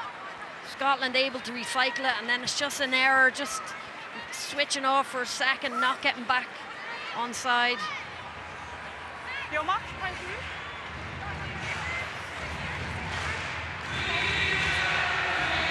Into the final 5 minutes. Scotland, look at the work they've had to put in defensively today. An astonishing number of tackles, now well over 200. It's just insane to have that stat in a game, and to be honest, most of them are probably in the first half.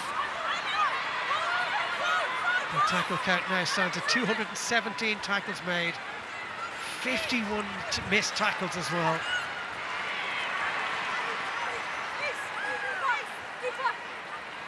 And so little time spent in the opposite half of the field. Out wide by Lucia Scott.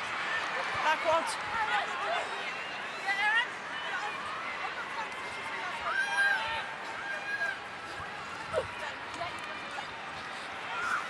Another tackle for Wall. Carried by Molly Pullman, one of the Scottish bass players in this squad. There's only a handful of them. She plays with Edinburgh. Now Holland Bogan.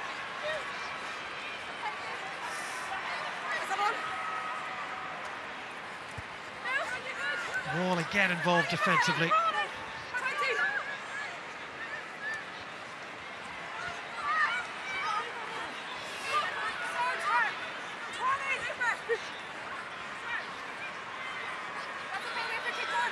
Advantage. Side. Away from making a bit too much of a nuisance of herself there. Penalised by the referee, or on the edge of that ruck. Away goes Lucia Scott, looking for Scotland's first try. Really good tackle from Vicky Elms-Kidlin. And a big carry from Aisha Sutcliffe. Ireland will look to defend their line here. They won't want it breached. Looking to keep Scotland to 0. And they've won a penalty there.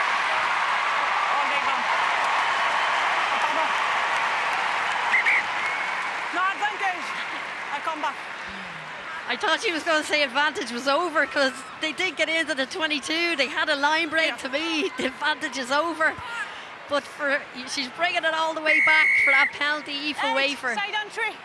Oh, side entry. Aoife Wafer did so well driving through. I thought she went straight through the gate, but I thought she was going to get done for going off her feet at the end and just being a nuisance. But seen as a side entry. But what a turnover by Erin King. Getting in. have no ball. Seen her do it so many times. In over that ball. Well, we need the ball, Jacqueline unable to win the penalty. And it looked like Ireland had won a penalty close to their own line, but the referee did eventually come back for that earlier advantage. There's a big tackle from Time Wafer back on. there. Yeah, it's huge. And that's the thing, when you have players around you that are able to chop tackle, get people down at source, it's really easy then to get your timing off and get down and know that the likes of Aoife Wafer, Brittany Hogan are going to make those tackles.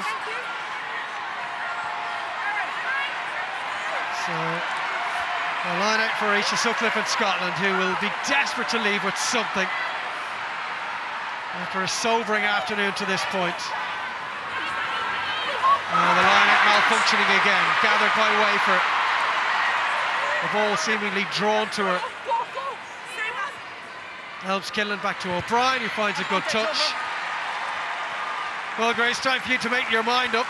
We went through the contenders a couple of moments ago.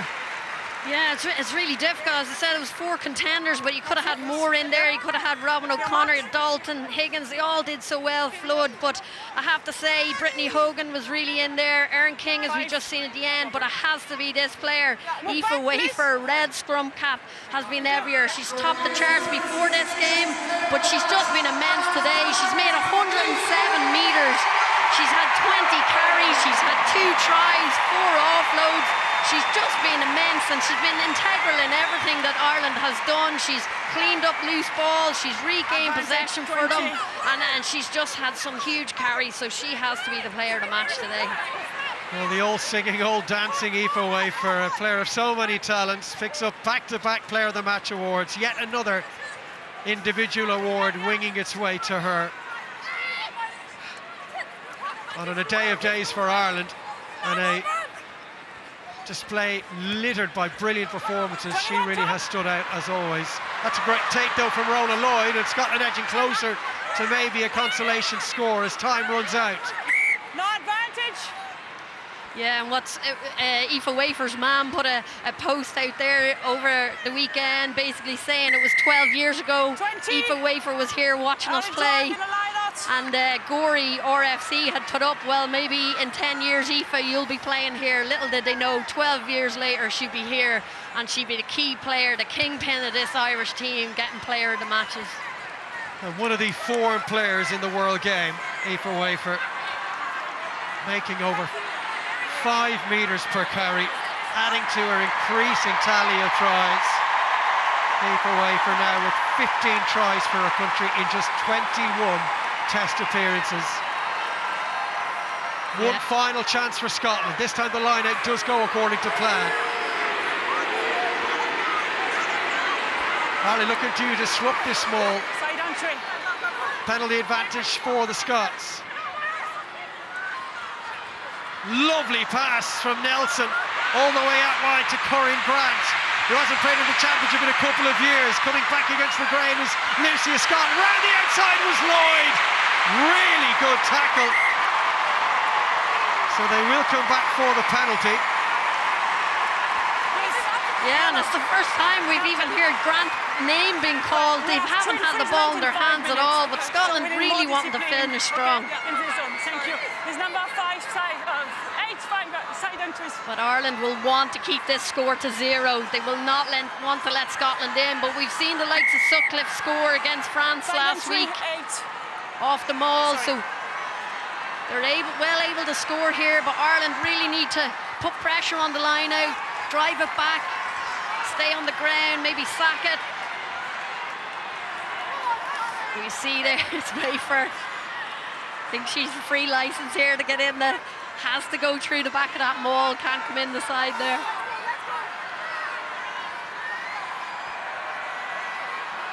Sutcliffe with the line-out throw. Very well taken. A hint of interference in the air, yes there was, so they have another advantage to play with here, the Scots. Here's Holland Bogan.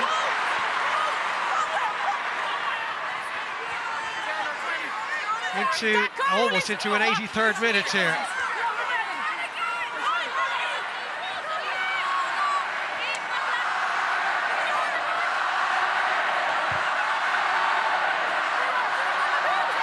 And it's the Scottish side that has shown an awful lot of heart in this second half. A fresh penalty advantage now coming their way. Out wide they go. Nelson taking it to the line, met by her opposite number, Dan O'Brien. No hands! Stop!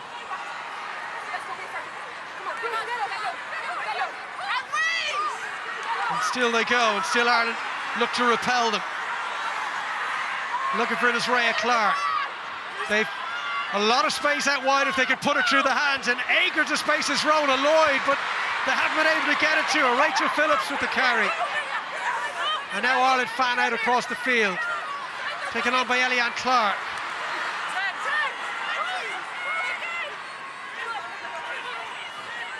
Sutcliffe sent backwards. Release!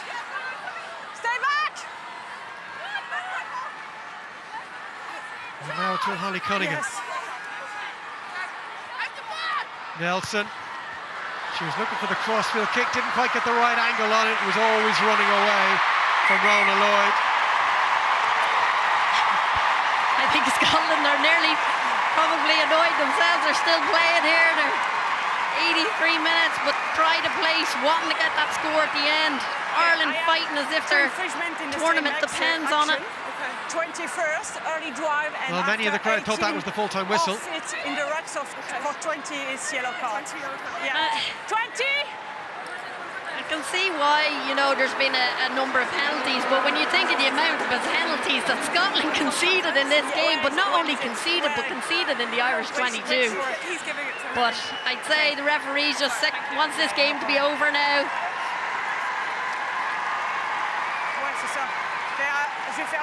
And it just shows how desperate Ireland are to keep Scotland to nil. They could very easily have just allowed them in and see the game done, but that's not the way this Irish team are coached, nor is it how they play and approach the game. No, and that's it. They've been brilliant in attack, as you said, the amount of tries they've scored, but it's their defence, their doggedness, their work rate back to cover. That's what's been different about them this year, and you know, here you are, 84th minute, the last game of the tournament, 54 up, and they're fighting like dogs to keep Scotland out. Well, we got a glimpse of Denise O'Sullivan, one of the greatest ever Republic of Ireland internationals, in the crowd today, a crowd of over 30,000 that have been treated to quite the spectacle. And still Scotland look to hammer at this Irish line. Almost into a 6th additional minute. And Ireland now down to 14 players. Final seconds of this championship for Ireland and Scotland. Still to come tonight, France take on England for the title of Six Nations winners. But Ireland will finish third, having finished with 3 home wins from 3, but they will not get a clean sheet defensively today. Scotland, and fair dues to them, have kept going. They've refused to die in this second half, have trailed 47-0 at the break. They've limited Ireland to a single score in the second period, and Aisha Sutcliffe has come up with the ball for her first ever international try a week on from her test debut. Yeah, it's just immense what they've done there. Scotland fought all the way to get to the 22, kept pushing on with the penalties, and you know, get that score at the end. They'll be delighted with that to finish. And as you said, second half there, it's a try each in this second half, so they'll be happy, not happy obviously. It's been a tough tournament for them. They started well against Wales, but you know, to get a score, a consolation at the very end, it will give them some solace going into next year. Well, as Nelson sends over this conversion, I've done Aisha Sutcliffe a disservice. It's been an incredible start to her test career. It is a try in each of her first 2 appearances, having got one on debut. Well, there is the end of the game. What a day it's been for Ireland. Scott Beaman and his players, and Aoife Wafer leading the charge. A 49-point victory. The second most points Ireland have ever scored against the Scots in a Six Nations Championship fixture, on the first occasion of the Irish women playing alone here at Lansdowne Road, the home of Irish rugby. And I guess overall, Grace, it's surpassed the expectations that these Irish players and their supporters would have had for what was always going to be a massive occasion. Yeah, it's huge, you know, to get these numbers. They put a big push early on to get these tickets sold, and it went out aged, but actually a lot of these tickets have been sold in the last couple of months after watching this Six Nations and how they've been playing, and it's been a real attractive game of rugby. We've seen records broke at Dexcom, we've seen a hat-trick from the likes of Baby Parsons, we've seen them push France for a whole game and really battered them, but France did what France did. But you know, this is really the green wave is well and truly taken hold, and it's only hopefully up and up for this team. I would love to see the 2 home games next year, the likes of England, world champions, France. You know, do we come back here again and fill this stadium? Well, what a day it's been for Aoife Wafer, for Bevan Parsons and the rest of these Irish players. It is finished at the Aviva Stadium. Ireland 54, Scotland 5.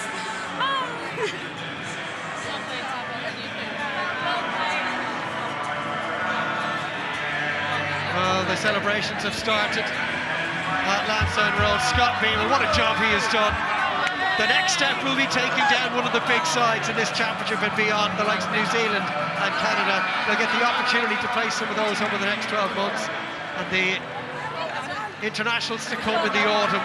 And of course, both France and England will be coming to Dublin in 2027. And maybe Ireland will be able to get a little bit closer to one or both of those, which is where this Irish side does need to go over the next 12 to 15 months as they begin to build through this next World Cup cycle. Yeah, totally, and they've been closing the gap every year, and you know, we've seen them in Belfast last year, and he said it could have happened, and France is a really hard place to go and win, but they put in a huge performance. But the fact that, you know, they're here, they've won 3 home games, they bring in the crowds. Okay, well, we will begin the process of getting some reaction from the Irish players and management, because they have an awful lot to be thankful for, they have an awful lot to be proud of. They turned up today in front of a record crowd and got onto the front foot from almost the get-go. Let's get the thoughts of the player of the match, Wexford's Aoife Wafer. Aoife Wafer, congratulations. You are today's Guinness Six Nations Player of the Match. Here to present you with your award is Hilary Quinn. Cheers. Thank you. Cheers. Aoife, amazing stuff. What a day, the performance, the win, the atmosphere. How special is it? Oh, it's unbelievable. Like, just listen to it. Absolutely listen to it. That's what stuff is. That's what dreams are made of, to be honest with you. I sat 12 years ago over in that corner over there, and to be honest, it's my wildest dream come true, being here in the Aviva Stadium, just in front of nearly 32,000 people. So yeah, thank you. A huge crowd that got right behind you, but you guys put on a huge performance too. Yeah, look, like we knew there was more in us than what we've showed this campaign so far. So I'm just incredibly proud of the group over there. They've put their heart and soul into the performance, and the last 7 weeks have been unbelievable. We've lived in each other's pockets, and yeah, I couldn't ask for a better group to do this alongside. We all know what you're like. You're so professional, you're so dedicated to your process. You don't let the emotions get in your preparations, but can you take a step back now and appreciate it all? Yeah, I'm not going to lie, it hit me a little bit when that final whistle went, and yeah, it's like I said, it's a dream come true that 6-year-old Aoife has had ever since she's picked up a ball. So yeah, look, I'm incredibly proud of the group, and I just hope that it's inspired so many more Irish people to pick up sport, and hopefully it's rugby then too. I'm sure you have. Well done. No, cheers. See you all next year. We'll see you all next year indeed, says Aoife Wafer, one of the greatest players in the world game at the moment. What an inspiration she is for her teammates, and indeed for those watching. If you can't see it, you can't be it. Has been an adage for Irish women's sport for quite some time now, Grace. And young girls playing all over the country, and they see what Aoife Wafer's been able to achieve in her short career. She's really only at the beginning of it, but it will inspire future generations to try and aim to pull on the green shirt. Yeah, and that's the thing, you forget these players are so young. Look at Robin O'Connor, Niamh Gallagher coming in from the under-20s, making seniors squads. So it's unbelievable what this team has done and where they will go. Okay, well, let's get the thoughts of the Irish captain, Erica. What a year she's had, what a series of performances she's put in at the age of just 22, and she's led this Irish team. Erin, congratulations. What a day. Can you put into words how you're feeling right now? Yeah, it's tough to put into words what today meant to the team and to everyone who's ever touched our team. You know, we talk about our green wave and all the people that have impacted that. So I just want to thank everyone from the founding team in 1993 to all the girls between now and then the girls that are going to wear their jersey in the future. All we do when we wear the green jersey is we want to leave it in a better place than when we found it. So yeah. You touched on it there. Even in recent years, this team has seen some dark days, but does that make days like this all the more special? Yeah, I think we've shown what Irish women's rugby is all about. We've showed that we can compete with the best in the world, that we are one of the top teams, that we have the girls coming through the systems, that the pathways are working, and that we're just one close-knit group of friends, and we just love what we do at the end of the day. I know the target was the 3 home wins. To do that is something, but to do it in this manner, what a performance. Yeah, I just want to thank every single person who has bought tickets to come and see us, who supported us, who's, you know, impacted us. But yeah, I wouldn't be here without the girls. They've had an unbelievable campaign. They just keep fighting and fighting. Our full squad, the injured girls at home, the full 36. It's been tough to pick the squads, I think, for the coaches, and I'm just so proud of the full squad. I wouldn't want to be on any other team. Well done today. Thank you very much, and thank you to everyone watching at home and everyone who's involved with us. Thank you. Yes, the words of Erin King there, who really has led Ireland by example. She has made so much progress under Scott Beaman, handled the captaincy reins at such a young age, the Sydney-born Irish open side, and she was excellent again today. And they are really just looking to savour every second they can of what has been an unbelievable occasion. We've just had the attendance confirmed to us, Grace, at a little over 31,000. Yeah, that's amazing. It's brilliant. And, you know, I love what Erin King's saying. You know, we have the original team here today and all the ex-Irish players ever played for Ireland. We have an event here after, which is such a huge, proud moment. You know, from those early days of playing games, I remember being stopped in airports going, what team are you? And you go, you're Ireland. And they go, what sport? And you go, rugby. And go, you know, women shouldn't play rugby. And here you have 31,000 out supporting this Irish team, and it's only going to grow and grow. You see the likes of Aoife Wafer bringing out a young player that has an 8 jersey and a scrum cap, and it's about you driving that younger generation.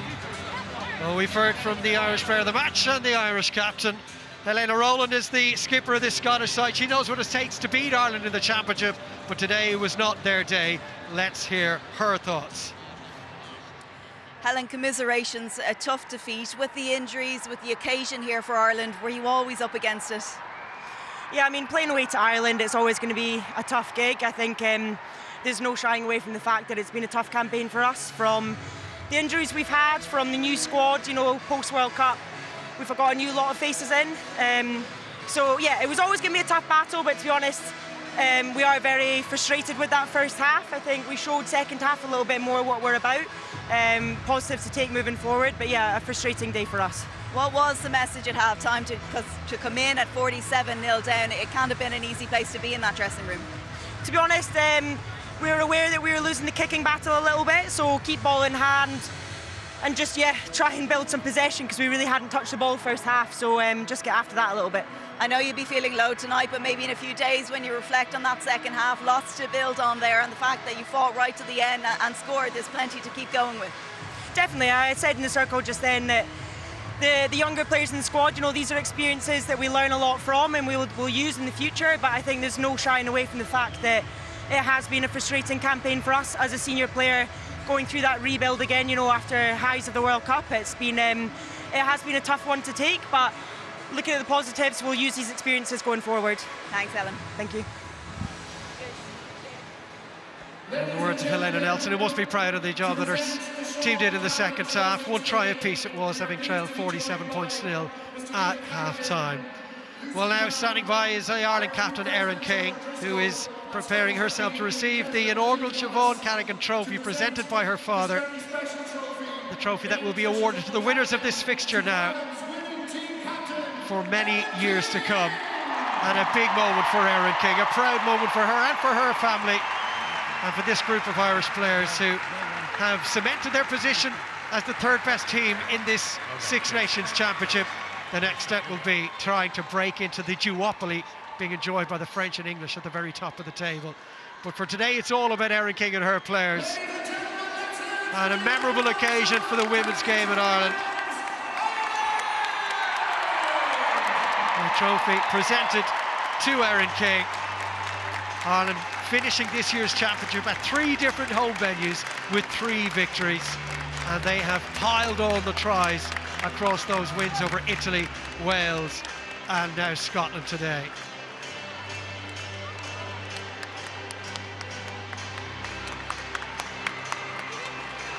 Well, so the campaign for Scotland and for Ireland is done. There's still 1 game remaining in this 2026 Six Nations Championship, but for Ireland, they will look back on this occasion and indeed the days in Galway and Belfast with fondness. They are 3rd in the table. They've scored more tries this year than they have in any previous championship campaign.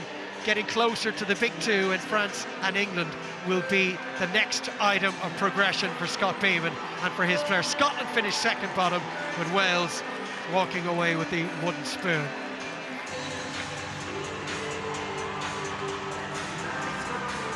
Well, the tries were being scored almost inside the opening 60 seconds. Ireland produced some brilliant running rugby, in particular in the opening 30 minutes. The forwards obviously contributing in a massive way themselves. That is how it finished at the Aviva Stadium in Dublin. A gallant second half effort from Scotland, but today was Ireland's day. Full time. It has finished Ireland 54, Scotland 5. We thank you for watching, and we will see you again soon.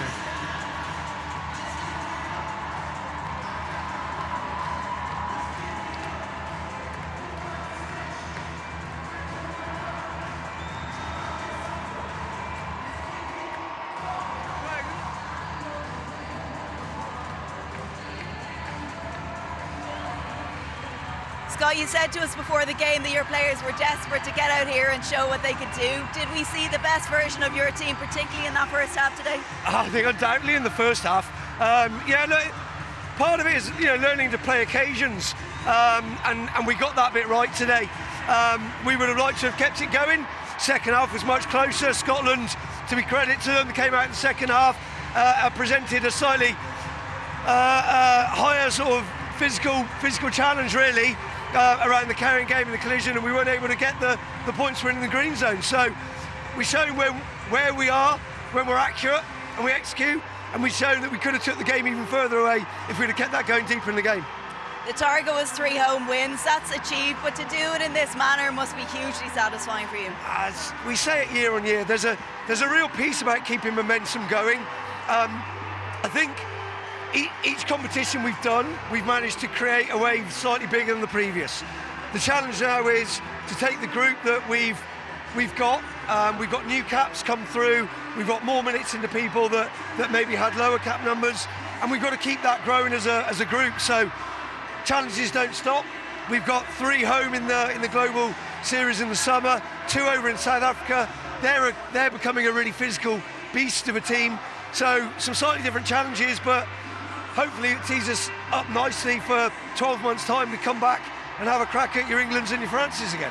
In terms of the occasion, where does today rank in terms of special days since you've been involved with this team? This is one of those moments that we just said in the huddle at the end. Like, take a look around, take it in. Our bit is to keep doing what we do on the pitch and keep people getting on board, but there's over 31,000 people who have come here today. We hope we've given them something. I think we have. We want to send them away. We want them to come back, bring their families, their kids, and hopefully that bodes well for the community rugby game in Ireland as well. Well done, Scott. Thank you.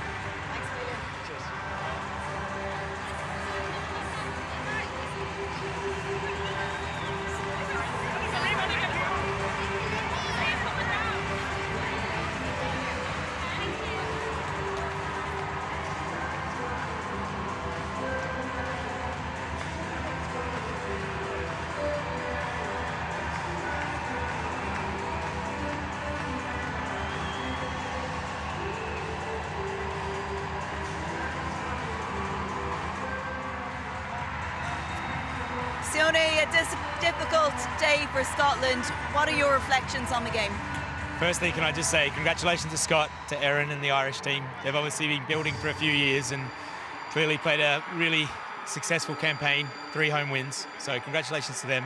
From our point of view, clearly really frustrated that we didn't go out there and execute the way that we wanted to. Second half, really proud of the fight back, showed what our potential is, but we've got to be better at starting games and giving ourselves opportunities to be in the game at the start.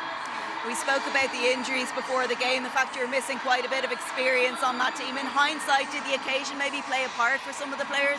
I don't think it was the occasion, to be honest. I think it's a bit of a learning. Like, we've got some senior players not here yet, but what we did in the second half shows that regardless, we're a good team who can play. So our big focus needs to be around how we prepare during the week and how we start that first 40 minutes. And in terms of that second half, the fight right till the end and scoring at the end too, plenty to work with. You must be pleased with the character your team showed. Yeah, the character's there, you can see that. And to go second game of this campaign, we went 86, 87 minutes, you know.